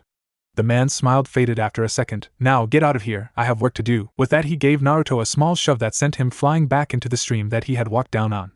Then he sat back down and began giggling and writing in his small notebook. Naruto landed in a pile inside the hot stream. After untangling himself from some seaweed, Naruto clambered back up to the top of the stream. Seeing the man still sitting there, scribbling furiously away inside of his notebook, Naruto's face turned red. Bringing his sword around in front quickly, he channeled a little chakra and yelled, "Futon, Kamaitachi no Jutsu." The man spun back around and batted the attack away as if it were just an annoying fly. "Last warning, kid, go away." The older man seemed to be in no mood for fighting with some snot-nosed brat. Naruto shook his head. "I don't need to, I've already solved the problem." With a half-rammed seal, Naruto shined away from the area, not stopping until he was just outside of the men's baths. Taking a deep breath, he waited for a second. Then he heard it. Jiraiya was sitting still facing where Naruto had been standing just moments before. What did he mean by he already solved the problem? Turning back around to continue his research, Jiraiya put his face back up against the wooden enclosure. As his face made contact, he felt the whole fence start to shift. Looking over, he saw the ropes that anchored the fence, lying limp on the ground. They had been cut by Naruto's deflected attack. With a crash, the whole fence hit the ground, and every woman in the onsen turned to see what caused the commotion. Feeling every woman's eyes glaring into him, Jiraiya grinned. Hello, pervert?" Jiraiya frowned. "This is going to hurt." Naruto was sitting calmly in the hot waters of the onsen. With a groan he slowly slid down till his eyes were just above the water. Gaki. Naruto stuck his head back out of the water and looked around. In front of him was a battered and bruised Jiraiya. You owe me a new notebook. The old man was surprisingly angry. I owe you nothing. Naruto stood up. His bath had been ruined. Don't you know who I am? Naruto turned back around, just in time to see the man start doing some ridiculous dance on top of a rock. Naruto threw a rock at him. Of course I know who you are.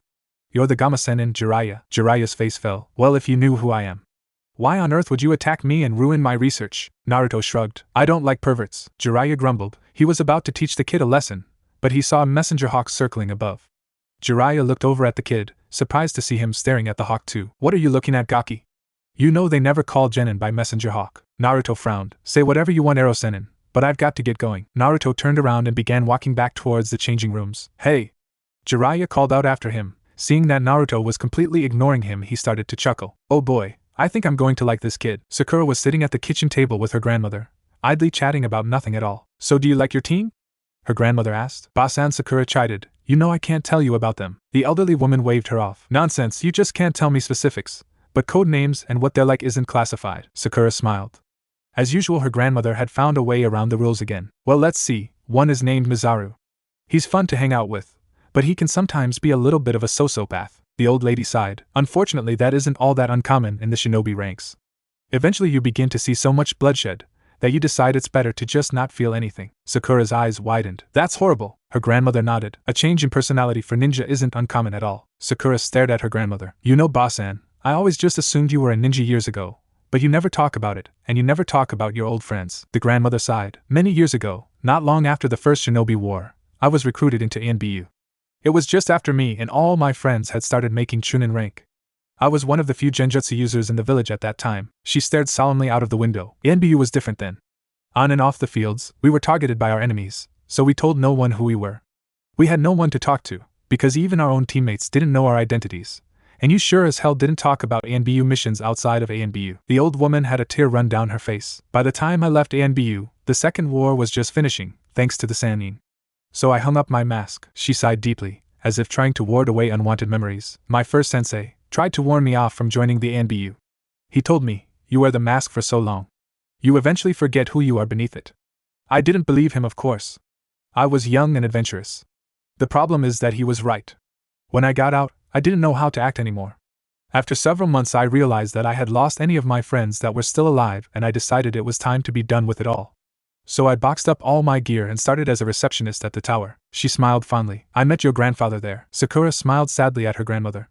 Her grandfather had passed away almost 20 years ago now, but her grandmother was still very much in love with him. It was sweet, but sad. Sakura heard a light pecking sound at the window. A dark brown hawk was sitting on the windowsill pecking at the glass. It had a small metal band with the kanji for Hokage carved into it. A direct calling from the Hokage? Her grandmother seemed rather surprised. Sakura sighed. I'm sorry, Basan, but I have to go. Her grandmother stood up slowly and walked over to give her a hug. Just don't forget, no matter where you go or who you become, you are always my granddaughter, and I love you. Sakura let a small tear run down her eye. I know, Basan, I know. Good, you're all here, stated Tsunade as Naruto finally made his way into her office. Both Sasuke and Sakura were already seated in front of her desk waiting. Sorry, I got kind of hung up by a pervert, Naruto informed them. Seeing the questioning look and slightly horrified look on his teammates' faces, he smacked his forehead. I probably could have worded that better, he mumbled to himself as he took a seat on a chair in front of the Hokage's desk. Tsunade shook her head. Well, anyways, I called you here to inform you that as of today, you are each being assigned a personal sensei who will train you for the next couple of months. They should be arriving here shortly. Immediately after she finished talk, the door to her office burst open. YOSH. Hokage-sama, where is the youthful young man that you have asked me to lead into the bright springtime of his life? The man was wearing an absurd skin-tight green outfit with orange leg warmers and a jounin vest. He had his hatai tied around his waist like some sort of belt. Good, I'm glad you were able to make it on such short notice, guy, said Tsunade as she smirked. The three team members all stared at the man rather slack-jawed. So, which one of these youthful companions is going to learn taijutsu from Konoha's green beast? Yelled Guy, with what was a completely unnecessary amount of enthusiasm. Ah hell, muttered Sasuke. In the blink of an eye the green man held Sasuke in a bone-breaking bear hug. YOSH. Sasuke-kun, together we will work towards the springtime of youth, that is taijutsu. Sasuke just stared blandly at the man, before turning to address everyone that was present. Before I leave, I just want you to know that I hate you all. He turned and glared pointedly at Sarutobi. But I always hated you the most, more than anyone else. It was always you. What an unyouthful thing to say to one's sensei. Guy seemed momentarily disappointed before he quickly recovered. YOSH. We will do 100 laps around Konoha for being disrespectful. He grabbed Sasuke's arm and started dragging him out of the room. And if we cannot do that, we will do 5,000 push-ups. And if we cannot do that, we will. His voice finally started to fade as he got further down the hallway. Sakura, the first to get over the shock, asked the question that was wearing heavily on both her and Naruto's mind. Who the hell was that? She asked quizzically. Tsunade and Sarutobi laughed. That, believe it or not, is one of the most accomplished taijutsu users in the world. Despite being rather odd, he is one of the most powerful jounin in the village. Naruto sighed. So you're breaking up the team? Sarutobi smiled, happy that the team had become so attached to one another in such a short time. It's only for a couple of months while you learn from a new sensei. So who is going to train me? Asked Naruto. That would be me, you damn gaki. Naruto spun around and pointed a finger at the man standing behind him. Sanin? You're kidding me, this pervert is my sensei. Not even a half hour ago I caught Naruto was silenced as Jiraiya clamped a hand down around his mouth. Well, look at the time, Tsunadeheim. Guess I better be on my way and start training the brat. He took off in a shunshin before Naruto had time to react. Sakura was left sitting in the office with only herself and the Hokage. So who will be teaching me? She asked. Surprisingly, Tsunade stood up. I will. You need to lighten up, Gaki, said Jiraiya, who had an irate Naruto slung over his shoulder like a sack of potatoes. He dropped Naruto onto the ground. What on earth could a hopeless, perverted, washed-up ninja possibly have to teach me that Sara-sensei hasn't already? Obviously, Naruto was none too pleased about the teaching arrangements.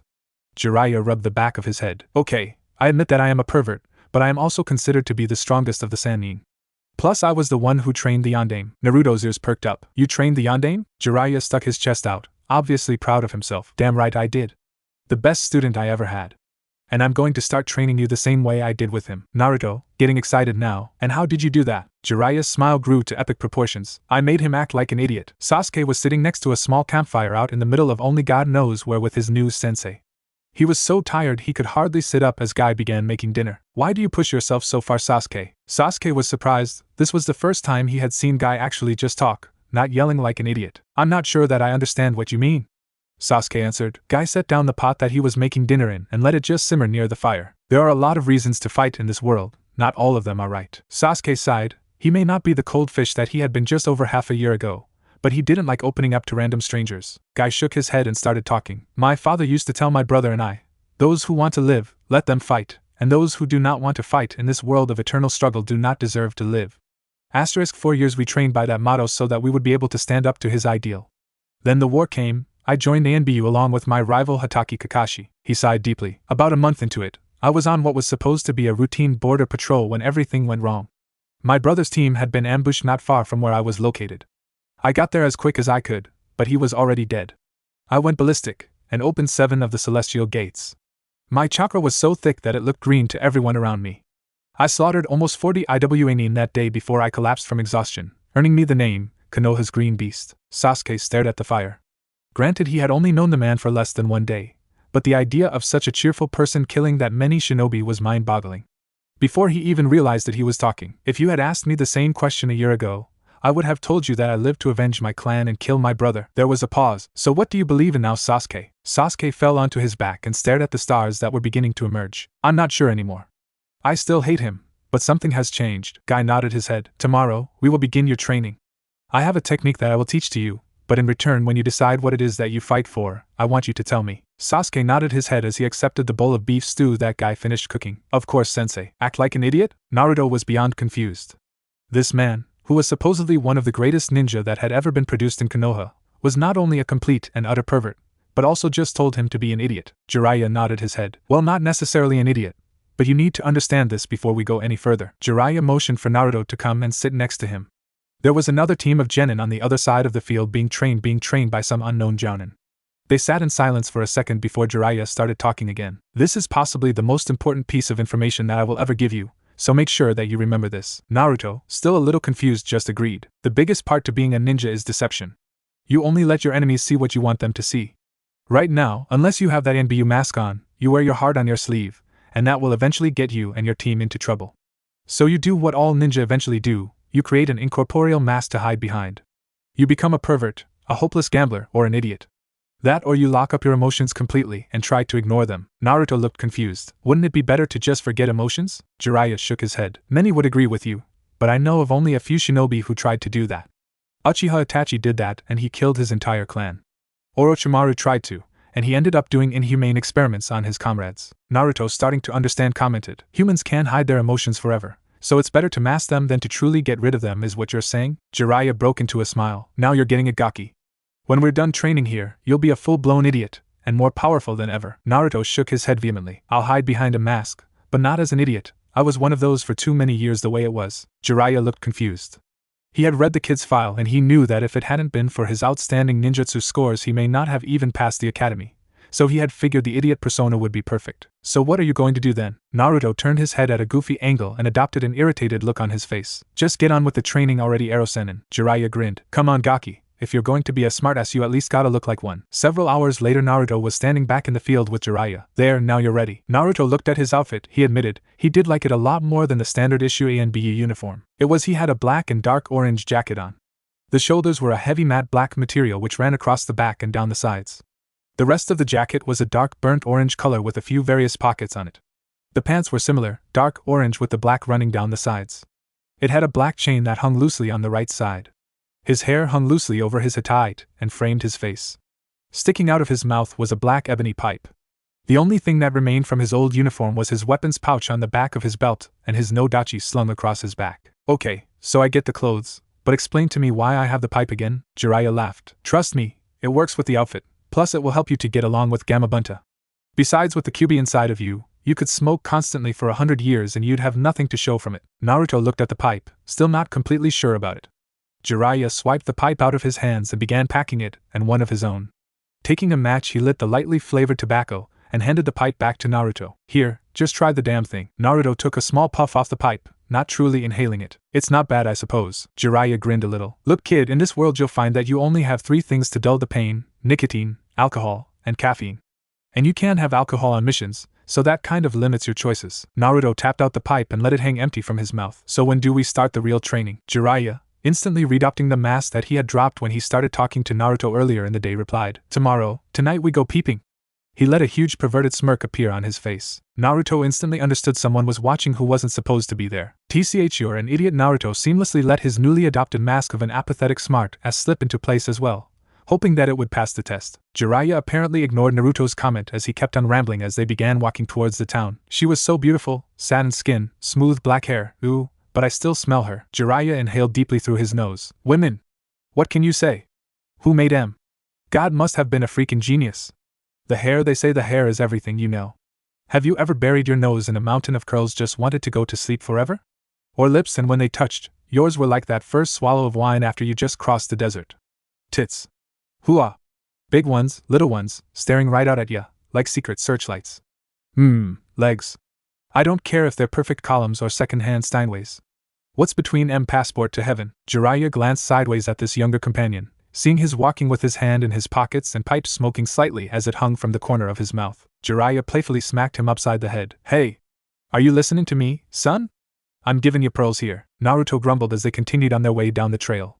After a couple 100 yards, they sensed their unknown spy take off back to wherever he had come from. Jiraiya shared a smirk with his new student. Welcome to the masquerade, Gaki. Tomorrow we'll start our actual training. While Naruto and Jiraiya were working on Naruto's new persona, Sakura and Tsunade were having a similar discussion. Tsunade-sama, not that I doubt what you're telling me and everything, but why do I have to dress like this again? Sakura was beyond embarrassed.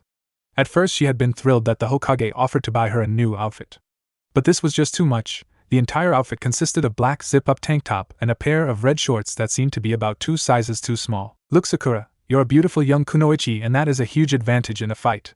It's distracting to almost all men and some women. Sakura shook her head. So you mean perverts like Jiraiya? Tsunade looked nonplussed. You'd be surprised how much of that perversion is just a mask that he uses, just like I used to be a drunken gambler. Tsunade saw her disciple's confusion. Look, kid, the world's tough, and if you're going to survive, you need to be smarter and tougher than your opponents. Learn to look underneath the underneath.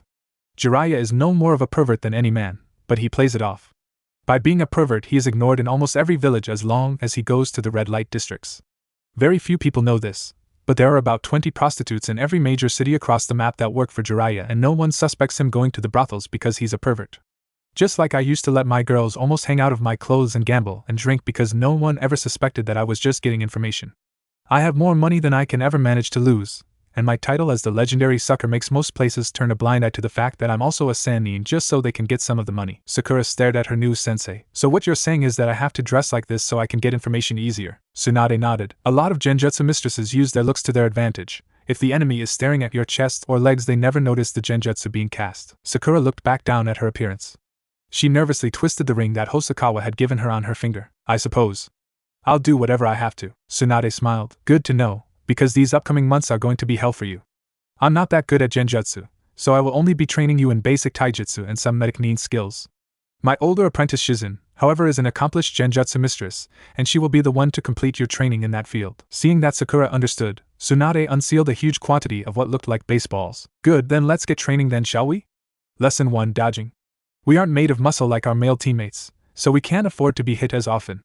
Especially as a medic and genjutsu user. Tsunade threw the ball at Sakura's chest, which Sakura barely dodged, only to be hit in the ankle by a different ball. You're going to have to be a lot faster than that, Sakura. Gaki, get over here.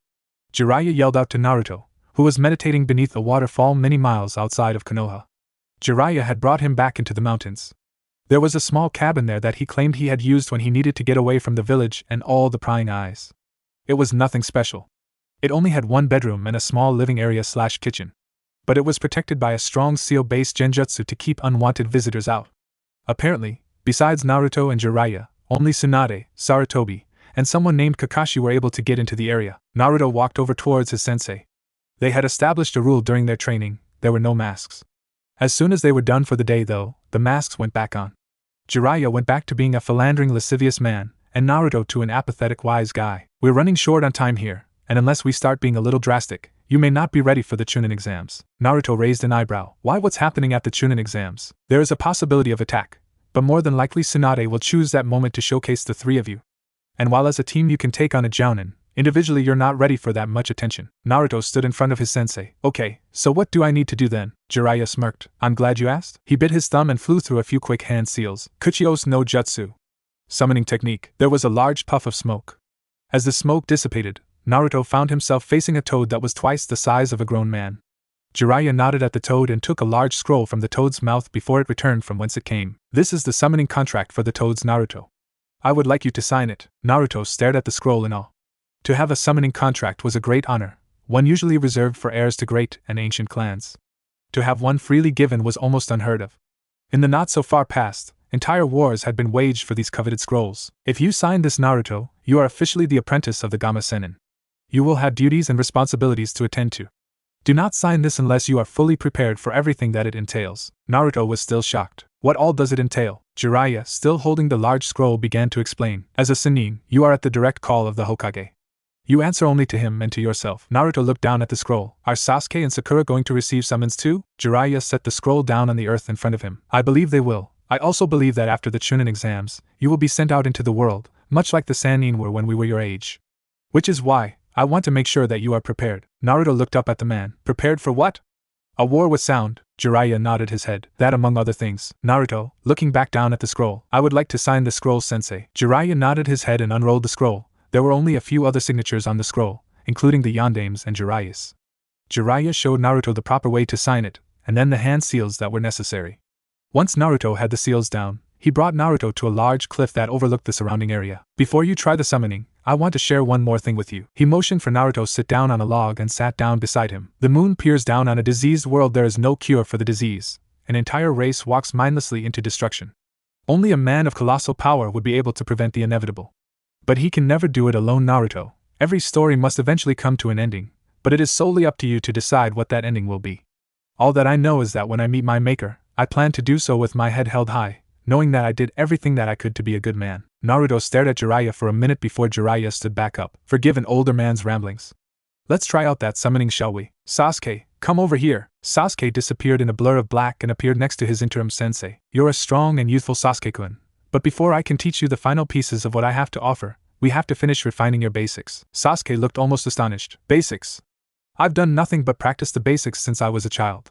I'm one of the strongest taijutsu and kenjutsu users in the village now. Guy's face became serious. The stronger swordsman does not necessarily win. It is speed. Speed of hand, speed of mind. Those will win the battle. Sasuke looked skeptical, so Guy took the opportunity to push the message home. Fine then, we will set your sword and Sharingan against my Goken, Iron Fist, and see which is better. Sasuke was astonished. How do you know that I have even activated my Sharingan? Guy laughed. I am no fool, Uchiha Sasuke. Sarutobi would not seal your eyes behind that mask unless your Sharingan was active. Sasuke brought his hand up to his face and slowly removed the mask. Unlike Naruto or Sakura, he rarely took his mask off when he was technically off duty. The constant darkness gave him a constant reminder that he was not yet strong enough. The skin below the mask was pale. The hair that had fallen below it was matted to his forehead, but his eyes were bright red with 3 spinning tomo in each one, fully developed, and at such a young age, you truly are a prodigy. I am amazed that you keep them covered so often. Sasuke shook his head, and denied the statement vehemently. No, these eyes are the Uchiha's greatest strength and our greatest weakness. With them my brother killed the entire clan, and because of the clan's focus on the eyes, they were all too weak to stop him. Guy nodded his head. A wise choice then, but they are a trump card, and I want you to be fully prepared. Guy slowly bent down and pulled back his leg warmers, revealing a set of training weights. He carefully unclasped each set and placed them on the ground. He then took off his Jounin flak vest, revealing even more weights. He took those off and set them down next to the ones already on the ground. Sasuke slowly drew the ninjato from his back and assumed his ready stance. Guy took out a single blank scroll and held it out in front of him. I'll throw this scroll into the air. When it touches the ground, we will begin. With that, Guy tossed the scroll high into the air. After several tense moments, it began its descent back to the earth. Seeing that it was past its apex, Sasuke stared hard at his opponent, his eyes taking in every detail about his stance, where his weaknesses were, where it was best to strike, and where he was likely to strike. As the scroll came to the ground, he gripped his sword tightly, a small bead of sweat dripping down his face. And then the scroll touched the ground. He's gone! Was the only intelligent thought to go through Sasuke's mind as the green man in front of him disappeared in a small blur. Catching movement out of the corner of his eye, he was astounded to see Guy's fist only inches away from his face, without him having even noticed. Sasuke managed to block, but the force behind the blow was staggering and it sent him sprawling to the ground. He rolled with the force and came back up in his stance, but his sensei was already upon him. With a flick of his wrist, Guy sent Sasuke's blade flying across the small clearing, only stopping when it had become embedded up to the hilt in a tree. The battle was short but brutal. Guy single-handedly destroyed Sasuke's defenses, and only using the most basic of taijutsu. There were no fancy tricks, no ninjutsu or weapons. Just quick jabs and kicks that were so fast that even Sasuke's eyes were barely able to track him. In short order, Sasuke was lying on his back facing the blue skies above him. Guy's face appeared in his peripheral vision. You lack speed and determination, Sasuke. I can train you to be faster, but I cannot make you determined. Sasuke was silent as he listened to Guy talk. He had long since noticed that outside of his fits of youthfulness and springtime, he was incredibly insightful. He was right, of course. Sasuke still wanted to kill his brother, but even he acknowledged that it was no longer with the same single-mindedness that it had been for so many years. His teammates had tempered that out of him. What do you want from me? He shouted as loud as his battered body would allow for. Guy seemed amused. What do you want for yourself? Sasuke was silent for a moment. My entire life I devoted myself to becoming stronger so that I could kill my brother. I trained in the only thing that I thought might be his weakness. I did everything that every sensei that I had ever had told me to do. I was praised by my teachers and girls, and vilified by the other guys. But it made no difference. The only thing that mattered was becoming stronger, strong enough to do what all of my clan could not. Sasuke's hand tightened, gripping a handful of dirt and grass. Then I graduated, top of my class overall, and highest taijutsu score since the academy modified the training programs. I was put into Anbu, with Sakura and Naruto. I didn't really like either of them, but they were strong enough to serve a purpose. I had intended to use them as mere stepping stones until something better came to me. Sasuke clenched his eyes shut as a single tear attempted to invade his vision. Then Sarutobi came along and gave us those damn masks. His hand moved to his belt, where the mask was still securely located. For years, I hid my Sharingan behind a genjutsu, not letting anyone know that I had achieved it. I would study a scroll and embed the katas into my mind and practice them relentlessly. I watched any sword fight that I could and practiced. I was becoming stronger, and then in one fell swoop, that old bastard took it away. He made me weak. Sasuke was growing a little hysterical. For the first time since I was a young child, I was forced to rely on others. It was more shameful than I could have ever imagined. But it wasn't just me.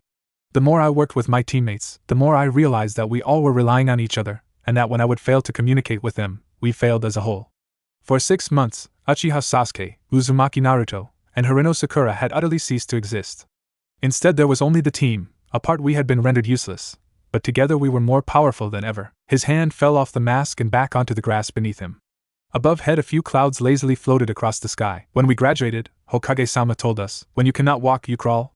And when you find that you can no longer crawl then you find someone to carry you. Looking back on the time we spent together training, I realized that we had all fallen down and were unable to continue, but we carried each other. Sasuke sighed and took a deep breath to try to calm himself. You asked me why I pushed myself, why I fought. A small laugh escaped his lips and a small smile lit up his normally stoic features. I fight because I hope that tomorrow will be better than today, Because there are things that are left in this world left fighting for. I fight for my teammates, and the memory of my family. My teammates are the only family that I have left, and as long as they stand by me, I will fight by theirs. Guy nodded his head. A good answer, Sasuke. I will endeavor so far as I am able to help you see that dream come true. He laughed a little as he stared at the rather pitiful sight of Sasuke lying on the ground. You know, Sasuke. There was a time that I was surrounded by hate. The war and my father had taken everything they could from me. It wasn't until after the war that the fourth Hokage talked some sense into me. He told me, Guy, it is only when you let go of who you are that you can become what you were meant to be. Sasuke was silent for a moment. Do you think he was right? Guy nodded. I like to think so. Without saying another word, Guy slowly bent down and picked up Sasuke and began carrying him back to the campsite. Hey Guy-sensei. Guy looked down at Sasuke. Sasuke closed his eyes. Thank you, but if you ever tell my teammates what I said, I'll kill you myself. Guy burst out laughing. Tomorrow, Sasuke, I have a special gift from the Sandaime to give you. A summoning scroll that was given to him by one of his oldest adversaries and most respected friends. Sasuke, barely holding on to consciousness, asked, Who was that? Guy leapt up to the trees and began making his way back to camp. Have you ever heard of a man named Hanzo? Sakura was out in a large field that was normally reserved for the Hokage and her apprentice Shizen. As it stood, she was training every morning with the Hokage on advanced chakra control and medical techniques, and in the afternoon Shizen would swap with Tsunade and go over more advanced genjutsu. The days were long and the training hard, but her skills in the fields had grown more than she had imagined possible. Sakura was currently sparring against the Godame. Granted, if it had been a real fight, Tsunade would have beaten her in a second, but in a friendly spar, Sakura was able to hold her own for at least a little while. Tsunade Shosho, Sakura called out in order to get her master's attention. Tsunade stood up from her fighting stance and waited for Sakura to ask whatever it was that she wanted. Do you think that I could try out a new technique that I have been working on? Tsunade nodded her head, giving her the go-ahead. Sakura smiled as she withdrew 2 small vials of some dark yellow liquid. Tsunade watched them closely. Poison? She thought to herself. It looks like a strong sedative more than a poison if the color is anything to go by. Sakura channeled chakra around her hands in order to create the chakra scalpels that her and so many other medic nin were fans of using. However, that's where the similarities stopped. As soon as the scalpels formed, she crushed the small vials in each hand. Using her chakra, she kept the poison carefully dispersed and inside the scalpels. Shizen was watching from the sidelines. She's using her chakra to keep the poison from coming into contact with her own skin and distributed within the scalpel. If an enemy was to be hit with that, it would be devastating. She could lethally poison them without ever having touched them. Shizen was right, of course. That had been the whole idea behind the technique. When Sakura had first learned the scalpel technique, she was amazed by its ability to cut internal organs and tendons without ever having to truly come in contact with the person. Using the medical knowledge that she had learned from Tsunade, she learned that it was possible to use chakra to pull poison outside of someone's bloodstream, so why wouldn't it be possible to use chakra to put it in? The idea was simple enough, but actually doing it was a completely different thing. The focus that was necessary was incredible. It took several weeks of working on it before she could maintain her focus on the fight and still keep the poison in suspension. Sakura took off running at her opponent. Along with medic techniques, Tsunade had been trying to teach Sakura her extreme strength techniques, although it had only been partially successful. As it stood, Sakura just didn't have the necessary chakra reserves to use the technique for an extended period of time. Tsunade kept a close eye on where those chakra scalpels were throughout the spar. Any punch or block that Sakura used was used to deliver a strong dose of the sedative that laced her hands. Tsunade, however, was not easily beaten. She was fully capable of healing herself from the poison just as fast as Sakura could deliver it. Tsunade dodged another jab from Sakura's left hand, only to feel the world lurch horribly. Doing a slightly jerky jump backwards, Tsunade looked over the situation. Sakura was standing about 30 feet away with a small grin on her face as she watched her sensei wobble a little on her feet. Did she hit me with the poison when I wasn't paying attention? She began a rapid self-medical scan, trying to locate wherever it was that Sakura had hit her with the poison. After a couple of seconds, Tsunade smirked. Clever girl. You used a genjutsu that mimics a common effect of the poisons, didn't you? It was really more of a comment than a question. Sakura nodded her head. I call it Dokuga, Poison Fang. It's still very basic right now, but I use the poisons as the main offense while simultaneously casting small genjutsu with sounds that mimic the poison's effects. That way they think they have been poisoned when they haven't, and way they have they won't know if it's a genjutsu or the poison. Tsunade nodded. You're going to be a nightmare to fight with that kind of technique. Since the poison is held in suspension by your chakra, you don't even have to break the skin, making it much harder to tell if you actually hit them or not. Tsunade smiled. I like it. Tsunade stood still for a second while she stared intently at the young pink-haired girl in front of her. It was true. Sarutobi had forged them into a magnificent team and weapon. Now it fell to her and the others to refine them, make them perfect. According to Jiraiya, Naruto had already signed the Toad's contract and taken the first step towards being considered the newest Gamma Senin. Then Guy had reported in the other day saying that he had taught Sasuke the Omote Range in order for him to channel the necessary chakra to perform his own summoning. He was unable to summon the boss like Naruto had, but he did summon one of the greater summons, which is almost unheard of from someone as young as them. She planned on having Sakura sign her own summoning contract, but she knew that once the contract was signed, Sakura would be targeted on any battlefield that she entered. No one wanted a second coming of the Sanin. Their summons allowed them to wreak incredible havoc on battlefields. The pink-haired girl was just entering her teenage years, already beginning to blossom into a beautiful young woman. Tsunade had even admitted to Shizen the previous day that Sakura and her team were much stronger than her own team had been in their youth. Come over here, Sakura. I have a proposition for you. Jiraiya was sitting next to his young charge overlooking the deep valley that was several thousand feet below them. Both of them were smoking from almost identical pipes. I told you it would grow on you, Gaki. Naruto exhaled a small puff of smoke. It's relaxing. Jiraiya nodded his head. Tomorrow, you'll have to go back to Konoha to meet up with your team. I've got to go to the border to check up on something and should return within the month. You know your way back. Naruto nodded and pointed in Konoha's general direction. I go south till the mountains end and the forests begin. I should be back within a couple days. Jiraiya reached into his pocket and withdrew a small scroll. Swiping some blood along the seal inside, he withdrew a small package and handed it to Naruto. This is a gift from the Sandaime. He asked me to give it to you before you return to Konoha. Naruto opened the plain brown paper wrappings to reveal a white cloak with the kanji for Iwazuru on the shoulder. Along the back was a black leather holster that was made to hold his nodachi. Naruto was awed. A white cloak in Anbu meant that you were the elite. It was normally only reserved for veteran captains. I had to make my own modifications, of course. He turned the cloak over and showed Naruto the left shoulder contained the kanji for oil, the same as the one on the Sanin's Hittite. Your teammates will have one similar to it as well, with only minor modifications made by their own senseis. Jiraiya stood up. Well, I need to go. Remember your promise, though. Sometime you will need to return here and finish your training with the toads. Naruto nodded, as if I'd let him forget it. Naruto laughed. Come on, Gamakichi, you know I always keep my promises. Sitting beside Naruto was a large orange toad, not much larger than a small basketball, also smoking from a small pipe. Naruto stood up and donned the mask and cloak that Sarutobi gave him. The large toad leapt up onto his shoulder. Come on, Aniki. Konoha is waiting for us. Naruto placed his nodachi into the sheath on his back. Well, it wouldn't do to keep them waiting, now would it? With that, Naruto leapt off the cliff and began running down the steep slope towards the village. Jiraiya was left standing on the large cliff. He's a good man, Jiraiya, he will make the toads and the village proud. Jiraiya turned around and faced the gargantuan toad that was situated behind him. I know Gamabunta, but he's still innocent and I cannot help but feel that I have fed him to the wolves. Tsunade was sitting in her office with several jounin looking over the final plans for the upcoming Chunin finals. The finals were scheduled to take place less than a week away, but something was bothering her. Did Anko tell you anything of importance before she blacked out? Kakashi shook his head. Nothing that we didn't already know. She was notified by a couple of Chunin about the dead grass team. She immediately recognized the technique as one of Orochimaru's and took off after him into the forest. The Chunin notified the nearby Anbu patrol that I was leading, and we took off in pursuit. We sensed a large amount of chakra being used, but it stopped almost a full minute before we arrived at the scene. Tsunade nodded. She had heard the story several times, but it still didn't make any sense to her. Does anybody have an idea of why Orochimaru was running around through the second phase of the exams? It makes no sense to me at all. He showed up, impersonated a genin for only God knows how long, and then just up and leaves after only knocking out a jounin. Sarutobi was sitting in the corner of the room listening quietly. It's possible that he was just testing out our village's defenses. Spout some random jounin in the back of the office. Sarutobi cut in. That is a possibility, but highly unlikely. Orochimaru was never one to take unnecessary risks like that. If that's all he wanted, he would have sent in a team, not gone himself.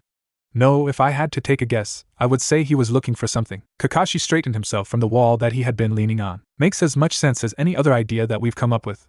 But do you have any idea what he was looking for? Sarutobi tapped out his pipe and went about repacking it. I cannot say for certain, but if I had to make a guess, I would say he came to give someone the cursed seal. There was a small gasp that resounded throughout the room. Only a few of the younger jounin seemed oblivious to what the old man was talking about. Tsunade set the file that outlined the attack on Anko down on her desk. What makes you think that, sensei? Sarutobi shrugged his shoulders. Like I said, I can't be sure, but it's the only reason that I can think of that he would come in himself. Anything else that he could possibly do, he could do remotely through an insurgent. Orochimaru is nothing if not cautious. Tsunade nodded her head as she remembered her years working with the snake Sanin. It was true. He would never put himself in the way of danger unless it was absolutely necessary. Even if he was just testing the village's defenses, he would rather send an entire army to their deaths than risk any injury to himself. So assuming that we're right, and he came into the village to place the seal on somebody, who was he trying to find? Sarutobi was the first to answer again. Given his obsession with jutsu and the age group that he purposefully infiltrated, I would be willing to bet that was after Uchiha Sasuke. Tsunade nodded her head. That makes the most sense, I suppose, so we will go with that for now. Until I tell you all further, Begin making any preparation that you have for the upcoming attack from the sound. One by one all the jounin began making their way out of the Hokage's office and back into the village to begin more preparations. Sarutobi however walked towards the desk, limping heavily and using a cane to support his weight. Very few in the village knew that he was in fact uninjured, and he intended to keep it that way. The fact that he attacked the Chunin exams looking for Sasuke proves that he doesn't know where Sasuke is. Which means no one knows where Sasuke, Naruto, or Sakura are. Tsunade pulled out a bottle of sake along with 2 small cups. I suppose that is one good thing about this whole fiasco. Hopefully it will remain unknown for a while longer. The last thing that team needs is for my rogue teammate to target them. They may be good, but they are nowhere near the level that they would need to be to pose a challenge to him. Sarutobi nodded his head. Indeed, but the question is, what do you plan to do with the team now that you know Sasuke is being targeted? Tsunade sighed. What should she do? Her first instinct was to hide the team away for a couple of months again, while the trouble passed. But with war between the Leaf and Sound brewing, she couldn't just ignore a very strong team of Anbu. They could prove vital in the defense of the city. However, putting the team out on the front line would increase the odds of being found by the enemy and destroyed. Word was already spreading about this new group of mysterious Anbu called the Sanin, but no one had any clue as to their identities. It helped that they had never failed a mission, so very few even knew what they looked like even in their uniforms. I'll keep them active, but I don't want them to play an integral part in the city's defenses if we can prevent it. The odds of one of them being recognized, especially Naruto or Sasuke, are too great. Sarutobi nodded in agreement. When is Naruto expected to return to Konoha? Tsunade took a sip of the hard rice wine before answering her old teacher. According to the Jiraiya, he should be back within the day, barring any unforeseen problems. I would give the team a day off, but since we are in a state of impending invasion, that's not an option. The best I can do is to put them on standby for a day or two. Sarutobi chuckled. I honestly doubt that they will care about the day off or not. I mean, in all honesty, every time you've given them time off, we end up calling them in early anyways. Naruto was around 20 miles outside the village when the meeting with the Jounin was taking place. He moved silently through the thick canopy of the ancient trees that Konoha was known for. His white cloak stayed miraculously clean throughout the entire journey back to the village. Jiraiya said that there were seals sewn into the fabric that prevented dirt from sticking to the cloth, which seemed like a waste of time to Naruto, but not having to wash the cloak was a plus. The cloak was truly one of the greatest honors that the Hokage could bestow to an Anbu. In the literal sense, it made no difference in rank. Most people outside of Anbu thought the cloak was given to the Anbu when they were made a captain. While it is true that there have only been a handful that attained the captain rank without receiving a white cloak, that was not what the cloak meant. No, what the white signified was that the Hokage implicitly trusted the ones who wore the cloak and that she held them in high esteem. His title, Iwazuru, was proudly stitched into the cloak, along with the kanji for oil. Both served as warning to anyone who crossed his path that not only was he elite, but also trained by one of the Sanin. Other than his cloak, the only other visible articles were his mask and sword. The dark black sheath of the Nodachi stood out on his back, along with the bright blue spiral on the sheath. In the distance he could see a group of about 6 children walking down the road at a rather slow pace. Naruto paused on one of the large trees to watch the group as they ran about. After a couple of moments it dawned on him that the group was most likely a batch of academy students being trained in wilderness survival. Sure enough, after a couple seconds of searching he could make out the Chunin who was watching over them to make sure none of them got into something they couldn't handle.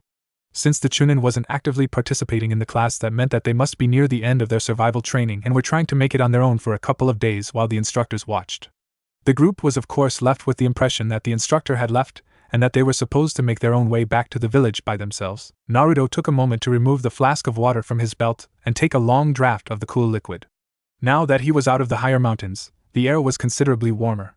That and it hadn't rained in at least 2 weeks now. It may have been the onset of winter in the northern mountains, but further south summer was just coming to an end. With a sigh he placed the flask back into its holster and prepared to go around the group when something caught his eye. The Chunin had just fallen out of his tree and crumpled to the ground. The class was startled by the sudden appearance of their sensei. After a couple of seconds one of the girls screamed. The Chunin had a kunai embedded in his skull. The next several moments happened quickly. 3 shinobi in dark gray Chunin uniforms leapt out, soon followed by an older jounin. All 4 wore the symbol of Kumogakure with a single line scratched through the metal. Missing Nin, Naruto thought darkly. He held traitors in deep contempt. After all, the 9th layer of hell was reserved solely for traitors. The 4 men took positions around the class. The jounin was the first to speak. Who among you is the one known as Hyuga Hanabi? The group huddled closer together and clutched their small kunai desperately. They may have been ninja in training, but none of them looked to be any older than 7 or 8. Come on, we don't have all day, shouted one of the Chunin. Naruto made a single seal and quietly said, Kagebunshin no Jutsu. With a few hand signs he motioned for the 10 solid clones to encompass the group as quietly as possible. As he got close, he slowly slid his nodachi from its sheath and held it lightly in his hands while he waited for his clones to get into position. After several tense moments while the Jounin interrogated the group of young children relentlessly in an effort to discover the whereabouts of the young Hyuga, the Jounin grew quiet. I will ask you one more time, where is Hyuga Hanabi? When none of the students answered him, the three Chunin pulled out the slightly longer kunai that Kumo favored. They looked like they were about ready to strike when suddenly the Jounin motioned for them to stop. We're being watched, feel free to come out and show yourself, Konoha scum. Naruto was hesitant to move and give up his location, but at the same time all of his clones were understanding orders not to attack until he did, so none of them would walk out unless he told them to. Come out, or we will start killing the students one by one. With a sigh, Naruto stood up and leapt into the gap between the students and the missing Nin. He clutched his sword tightly in his hands as he prepared to defend the students. Anbu, said the Jounin with a slightly crazed look on his face. No wonder I didn't notice you sooner. The Jounin was obviously waiting for Naruto to respond, but when nothing but silence came, he grew irritated. What's the matter, scum? Too scared to talk? Asked one of the rather cocky Chunin to his right. I guess you're about as scary as these worthless students. With a quick snap of his wrist, the Chunin threw a kunai directly at the chest of a young girl in a Chinese shirt that buttoned down the left side. In the blink of an eye, Naruto's sword flashed brightly as he cleanly cut the thrown knife in two. So you do have some skill? The Jounin motioned for the three Chunin to engage him. As the cocky one struck with another kunai, the other two made a few hand signs and yelled, Raiten, Denkuwubra Batsu no Jutsu. Lightning release, charge strike. Their short swords suddenly crackled with lighting chakra as they leapt into the fray. Naruto frowned as he felt the two rapidly approach from behind him. He made a quick sign to one of clones before he blocked kunai the Chunin in front of him was trying to stab him with. Suddenly a pair of short swords covered in lighting stabbed through his back, crackling loudly. Too easy, boasted the cocky Chunin. Naruto slowly raised his head to stare at the man in front of him. The man glared at his face when suddenly Naruto erupted in a large explosion of smoke. The smoke cleared after a couple of seconds and the cocky Chunin found both of his teammates lying dead on the ground. Their own swords stuck deep into their left shoulders between the collarbone and shoulder blade. You talk too much, Naruto muttered in the man's ear. The Chunin jumped away trying to put some distance between himself and the Anbu, but he didn't get far.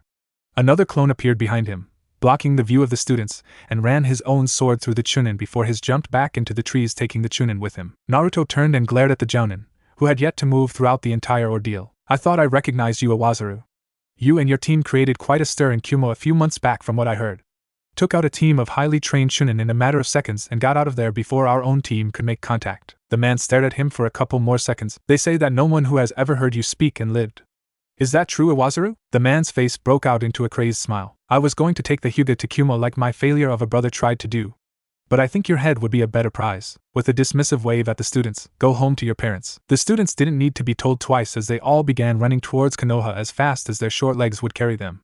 The young girl with the Chinese shirt was the only one who looked back, as if embedding the picture of their savior to her memory. Once of the students were a safe distance away, Naruto applied a small amount of chakra to his mask to allow him to speak to his enemy. While appreciate you letting them go, do not assume that I will give you the same courtesy. The Jounin laughed. Nor did I expect it. I have to admit though, Iwasaru, you are shorter than I had imagined. Without another delay, Naruto struck out with his sword. He applied chakra to his limbs to increase his speed and strength. The Jounin drew a shorter ninjato and began parrying Naruto's lightning-fast strikes. The pair danced around the open road for several minutes, rushing forward and clashing their blades in rapid succession before parting again. Sparks filled the air as Naruto's longer sword clashed mightily on the Jounin's shorter ninjato. Seeing a small opening, Naruto swept the ninjato aside and buried his sword deep in the older ninja's stomach. The man grunted in pain for a second, before he laughed. Naruto tried to leap back, but his body was suddenly encased in a gargantuan amount of lightning chakra. His whole body screamed out in pain as the electricity raced along every synapse of every nerve. After what seemed like an eternity, the lightning faded. He knew every one of his clones had dispelled during the attack, leaving him with no backup. His muscles, which had gone rigid as the electricity coursed through his body, suddenly gave out and he crumpled to the ground, smoke rising from behind his mask and cloak, both of which appeared completely undamaged. Naruto heard the crunch of dirt as the Jounin approached from the side. It's called a Rai Bunshin, lighting clone. A boot suddenly appeared in his peripheral vision as the Jounin looked down at him. He could feel the Kyuubi's chakra rapidly healing the burns across his body as his chakra was already starting to return. If you are Konoha's best, then I am amazed that the village has not been destroyed. Without saying a word, Naruto pushed off the ground with his hands and leapt to his feet. The surprised Jounin leapt back and held his sword ready. Slowly Naruto reached up and pulled the hood of his cloak down, revealing his mask. He began channeling an enormous amount of chakra and once again applied a tiny bit to his mask. The Jounin watched in thinly veiled terror as saw the Anbu shake off his most devastating technique like it was almost nothing. Behind his mask, Naruto was furious. That technique had hurt like hell. He was amused though to see the look on the older Jounin's face. He held out his hand and began channeling a ridiculous amount of chakra when he spoke to the Jounin one last time. Yeah, Naruto muttered in a low voice, I'm a shitload of scary. With that said, Naruto struck. Katan Nenetsujigoku, fire release, flames of hell. Suddenly the Jounin's entire world erupted in bright white fire. He heard someone scream for a second before he realized the scream was his own. Odd, he thought as he felt the fire engulf him completely in its scorching embrace. It feels cold. After a minute, Naruto released the jutsu. The sandy soil was a perfect circle of swirled glass. Nothing remained of the Jounin. Naruto slowly walked forward, his feet falling heavily on the earth. He bent down to one knee and retrieved his sword. Stabbing it into the ground, he used it as a crutch to get back to his feet. He frowned as he noticed the slightly bluish steel was scorched. Silently, he placed the sword onto his back and made his way down the trail. Several miles down the road, Naruto felt a presence rapidly approaching him from straight ahead. It was with a sigh of relief that he saw Sasuke in his Mizaru outfit approaching him. He too was proudly wearing a white cloak with Mizaru stitched into the shoulder. On the other side was written, when I let go of who I am, I become what I might be. Sasuke came to a stop several feet in front of him and looked him over through his activated mask. You look like you need a band-aid. Naruto, similarly releasing his own seals on his mask, replied and pointed down the road in the direction that he came from. Somebody else needs a body bag back down the road. Sasuke chuckled and extended a hand to his teammate. It's good to have you back, Naruto. Did the students meet up with you? Sasuke nodded as they began walking down the trail at a rather sedate pace. It was obvious to him that Naruto was tired from travel and then fighting. Yeah, they met up with Guy-sensei and myself a little ways down the trail. Guy stayed with the students while I went to see if you needed any help. Naruto chuckled. You need to work on your timing then, team. You're a little late. The pair walked in silence for several more miles towards the gates of Konoha before they saw anyone else. Sakura dropped down from the branches of a tall tree, landing directly in front of the pair. She too wore a white cloak with Kikuzaru embroidered on one side, the other bore the word Dokamushi, poisonous slug. She stared at the group for a second before walking over and gave both them a brief hug. Okura Nasai, welcome home, she said softly. She released them both and began walking on Naruto's other side. The trio continued at a rather sedate pace. It's not every day that you see three Anbu strolling down the middle of a road in broad daylight. Naruto started laughing, not that anyone could hear it. Not wanting to waste the chakra to simply flick the group in front of them off, Sakura smacked him upside the head. That's no way to greet the Hokage. Tsunade laughed at the group's antics while Sasuke and Sarutobi just shook their heads. Just meet me in my office already. With that said, the group of five disappeared simultaneously in a swirl of leaves. Feel free to remove your masks and robes, the office is sealed. Not even a Hyuga would be able to see your faces in here. The three complied, quickly sealing both the masks' cloaks inside a small seal hidden somewhere on their person. They took a moment to look each other over, noting the obvious differences. Sakura was wearing a pair of short pink shorts with a white belt, along with a black vest-like top. Lastly, she had a small silver necklace in the shape of a leaf around her neck. Naruto was dressed in his new jumpsuit. It was similar to the old one, just darker. What had been bright orange and white was now burnt orange and black. 6 small scrolls hung along a chain on his right side. Like the other two, his Hittite covered the Anbu tattoo on his arm. Surprisingly, Sasuke was still dressed the exact same as he was before. He just looked happier. I'm surprised you're not wearing a green bodysuit, Sasuke, Team Naruto remarked. Sasuke turned and glared at his teammate. Don't remind me that crazy sensei actually bought me one. Both Sakura and Naruto started to laugh at the idea of Sasuke running around wearing some obscene green jumpsuit. Even Sarutobi and Tsunade chuckled at the idea. Well, anyways, I'm glad to have you all back here. It is unlikely that any of you will be finding much time for any more formal training outside of spars and a little general practice in the upcoming months. You all know that Orochimaru is planning something, but it doesn't look like he'll be doing anything till the exams begin again. I can't afford to give you 3 any real time off right now, but I will put you on standby for 2 days, so just make sure you're ready to go if you get called up, okay? The young Anbu all nodded their heads at the same time. Good, well then go get something to eat and be kids for a little while. I'm sure many of your friends are wondering why your team was absent from the Chunin exam, so if anyone asks, just tell them that you were supposed to compete but got held up in a mission, okay? Any mission in particular, Hokage-sama? Asked Sasuke. Just say you were on AC rank protecting a mining community up north. You were up there for a week or so you should be able to field any questions that they ask you. Seeing that the kids understood the story, she waved them out of her office. As they began walking out, Sakura turned and looked at the other two. So do you guys have any ideas on what you're going to do with your time off for the next couple of days? Sasuke just shrugged. I don't know, I was thinking relax for the day. Maybe go to the bathhouse or something. What about you, Naruto? Naruto pulled his sword off his back and unsheathed it. I have to go down to a weapon shop somewhere and have them look at my sword. When I stabbed that Rai-Bunshin, lightning clone, I think it may have messed up my sword, so I want to get it looked at. Sasuke raised an eyebrow. You stabbed a Rai-Bunshin with your sword? Naruto nodded his head. Well, I suppose that would explain why you were smoking when I found you. I just assumed it was from whatever fire technique that you pulled off. Naruto shook his head. That technique was a little overkill, I suppose, but he really pissed me off. Sakura looked over at her teammates. What was the technique? Naruto shrugged his shoulders. It's called an Etsujigoku, Flames of Hell. It mixes a spiral of wind chakra and fire chakra to create a super hot flame that reduces just about everything to ash. Sakura and Sasuke both looked at him extremely surprised. You can mix your nature chakra affinities? Asked Sakura. It was one of the things that Sanin and I worked on quite a bit. It took a lot of practice, but I got a few good techniques down. The hardest part is keeping them small. Right now I don't think any of the techniques are any good to use when we're fighting as a team. Sasuke shrugged his shoulders. Either way it's still impressive. That and knowing you, they use up so much chakra that no one else in their right mind would ever want to use them. Naruto looked a little confused as he sheathed his sword and slung it over his shoulder. What makes you think that? Sakura was the one who answered. Naruto, at graduation you pulled off a high B rank earth technique. And you have absolutely no affinity for earth, which means you did it using just raw chakra. That kind of stunt would have killed almost anyone else. Naruto rubbed the back of his head wearing a stupid grin. Yeah, I am kind of awesome like that. So do either of you know a weapons shop that actually has a swordsmith? Most shops that sold ninja gear carried all the basics, but very few actually had a blacksmith. Finding a shop that had a swordsmith was even rarer. Sasuke took out a piece of paper and wrote down the name of a store. Here, there's a place at the outer edge of the business district that runs a smaller family-ran weapons shop. They've taken care of any damages that my gear has taken at a fair price. Naruto thanked him and took the paper and began walking towards the business districts. Naruto was wandering around the various shops that littered the downtown region of Konoha, keeping his eyes open for the small weapons shop that Sasuke had mentioned to him. He had been wandering around the shops for near an hour. Sasuke couldn't remember the exact location of the shop, just the general area that it was in. Finally he rounded a corner and came to a less busy street. At the far end he could make out a large wooden sign hanging off the edge of the worn brick wall. Minamoto Weapons, he thought as he double-checked the name of Sasuke had written down on the paper. Placing the scrap of paper back into his pocket, he pushed open the solid wooden door and walked inside. Inside was a vast multitude of unique and various weapons. Most stores sold mass-produced stuff that was meant to be used and discarded. It was obvious that this store produced fine weapons that were meant to last years and then be given on to someone else. And then this monkey mask guy was all like Qua. And he cut the kunai in two like it was nothing. And he was so fast. He was like there, and then behind them and swinging his sword like Bwa. Yeah. And then he went poof. And disappeared. A young girl in a pair of black capri pants and a pink Chinese-style shirt jumped around swinging a short wooden sword avidly along with her sound effects.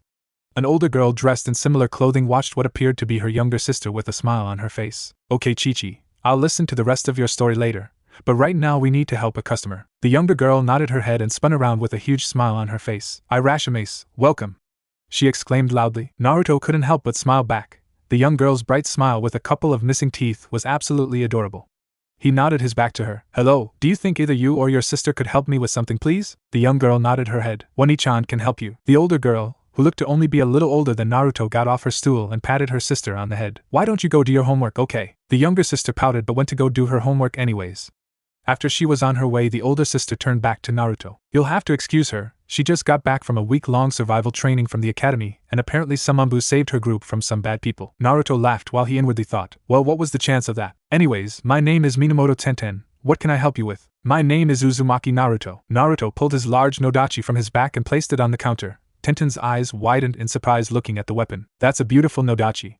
When I saw the sheath I expected a normal katana or ninjato, not something like this. Naruto smiled at the girl. It was my mother's actually. It hasn't been until the last year or so that I've begun learning how to use the sword. But in my last fight it got hit pretty hard with a right-hand technique, and I think it may have screwed something up. He took the blade out of the sheath and set it back down on the counter. See, when it was hit it scorched the metal really bad. Tenten picked up the sword and inspected it closely with her eye. She ran her hand along the blade. Honestly, this is outside of my expertise.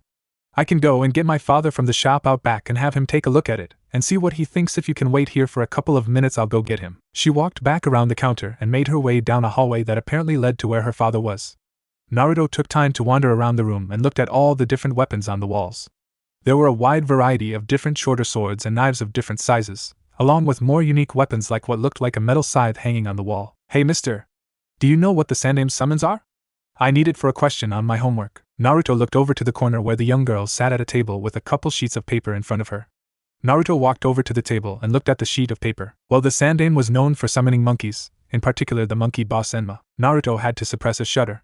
He had met Enma a couple of times, and while the giant gorilla was kind of cool, it was more sadistic than Sara-sensei. She wrote down what he said and put the paper away inside a red folder. Well, I'm going to go practice throwing stuff, so good luck with your big sword thing. Jumping off the small chair, she deposited the folder in a backpack and skipped down the same hallway that her sister had walked down. As she went around the corner, a large man wearing a heavy leather apron walked into the store. He walked over to the counter and picked up the large blade that looked like a normal-sized katana in his large hands.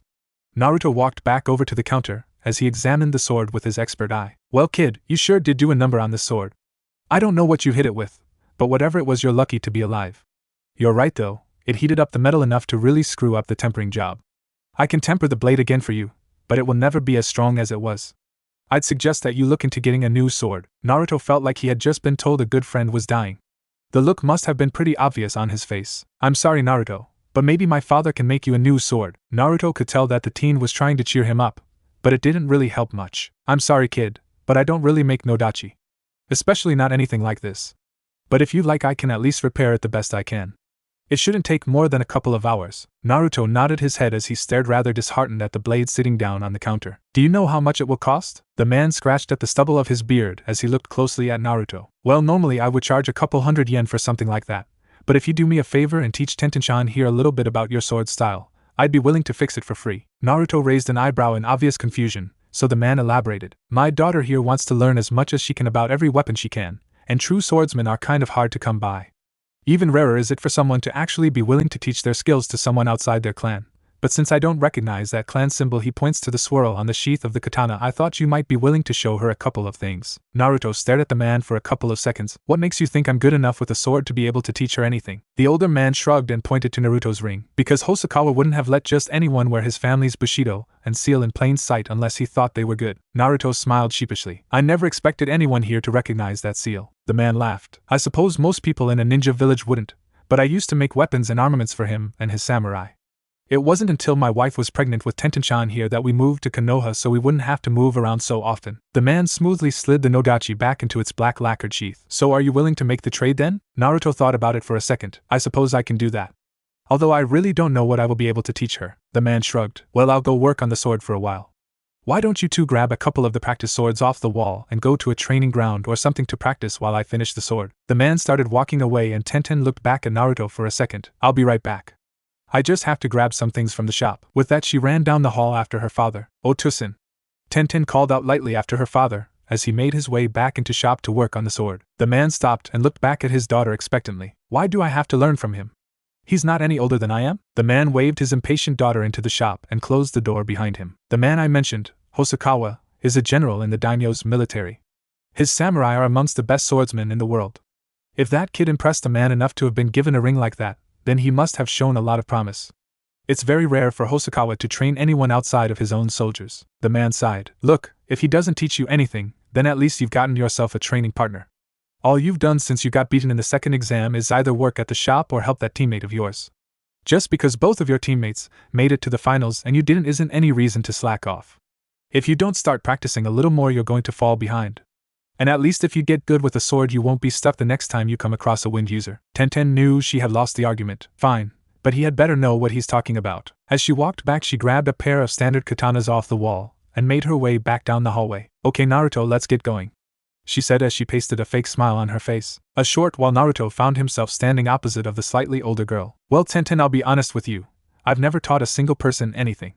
So I'm going to start us out the same way that my sensei first started with my training. Tenten stared at him for a second with a mildly unimpressed look on her features. And how did this sensei of yours start off? Naruto grinned and removed the borrowed katana from the sheath. With a spar. Tenten grinned back. She knew as soon as she beat this kid, maybe her dad would get her a proper sword instructor. She quickly pulled her own katana from its sheath and cast the sheath aside. Holding the blade in a strong grip directly in front of her, she readied herself. Naruto smirked at the rather amateur stance that Tenten was depicting. While she did have the basics of the stance down, bent knees and weight resting on the balls of her feet, the finer points were non-existent.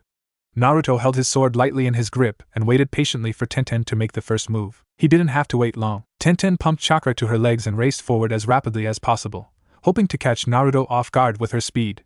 Deciding to try to land a decisive blow right from the start, she jumped high into the air, arcing of the top of her opponent. With a strong pull, she threw her entire body weight into the blow and tried to bring the sword down hard on her opponent's right shoulder. As she jumped into the air, Naruto almost laughed at the irony of the situation. Well, this seems oddly familiar, he thought as he recalled his first spar with his sensei that Hosokawa had assigned him.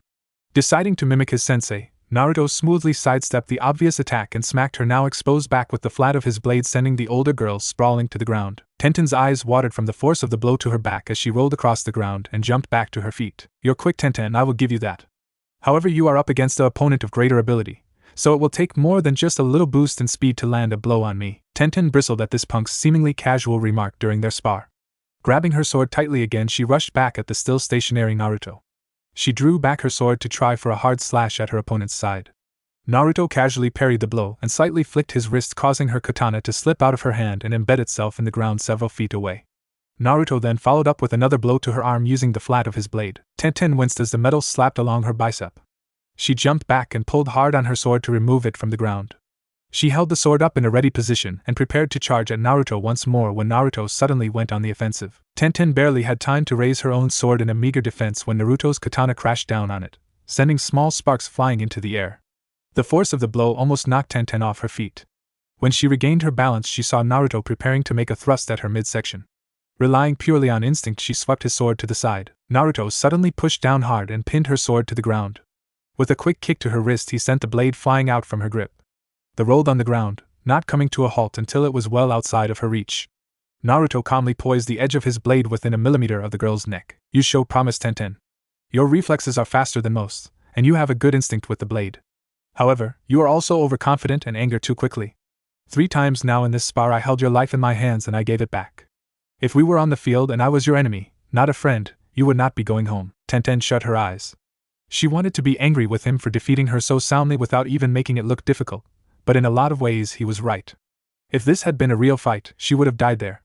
Still, the remnants of her pride wouldn't allow her to admit her defeat so easily. "If this were a real fight, I could have beaten you." Naruto laughed lightly at the scowling girl as he dropped his sword to his side and offered her a hand off the ground. "Maybe you would have. But unfortunately for you, this was a sword fight, not a ninja's fight." Tenten accepted his hand as he pulled her back to her feet. After a moment of dusting herself off, she looked back at Naruto. "I'm sorry that I misjudged you, Naruto. I assumed that you would be only a mediocre swordsman who would be able to teach me nothing. Obviously I was wrong." Naruto smiled at her. "Actually, compared to the man who taught me, I am only mediocre." Tenten shook her head at his easy dismissal of her apology. With a slight limp, she made her way back over to where her sword was resting on the ground. She picked the sword up and turned around to see Naruto watching her rather closely. "Are you going to teach me anything else?" Naruto sighed and walked over towards her. "I guess we'll start off with some of the basic katas." He raised his sword up. "Follow my movements the best that you can." Tsunade sat at her desk looking over the various reports that were coming from her border patrols, trying to watch for any movements from her old teammate. So far he had done a remarkably good job of staying under the radar. If it wasn't for the info coming in through Jiraiya's spy network, she may have missed the impending invasion altogether. So far it seemed that he was moving in his people very slowly, and only in small groups, so they would be harder to identify. Tsunade looked up at the large map that was pinned up on one of the walls of her office. The map had a large grouping of pins that showed where Sanin had been known to cross into Hai no Kuni. There isn't nearly as many of them coming from what I would have expected. Tsunade looked over her shoulder to see her teammate sitting on the window ledge looking into her office. "Don't you ever use the door?" Jiraiya jumped off the ledge and landed on his feet, still staring at the board on the wall. "It looks like Orochimaru is only mobilizing a little over half of his armies. He left most of them back in his village." Tsunade picked up another scroll and added another pin to the map. "So you think this is only a diversion or something?" Jiraiya shook his head. "No, if it was just a diversion he wouldn't be leading the army himself. I'm guessing that he doesn't want to risk his entire force on an attack that might not actually completely destroy the leaf. So he's going to attempt to damage us as much as he can in one fell blow." Tsunade looked at him questioningly. "And how do you think he's going to do something like that?"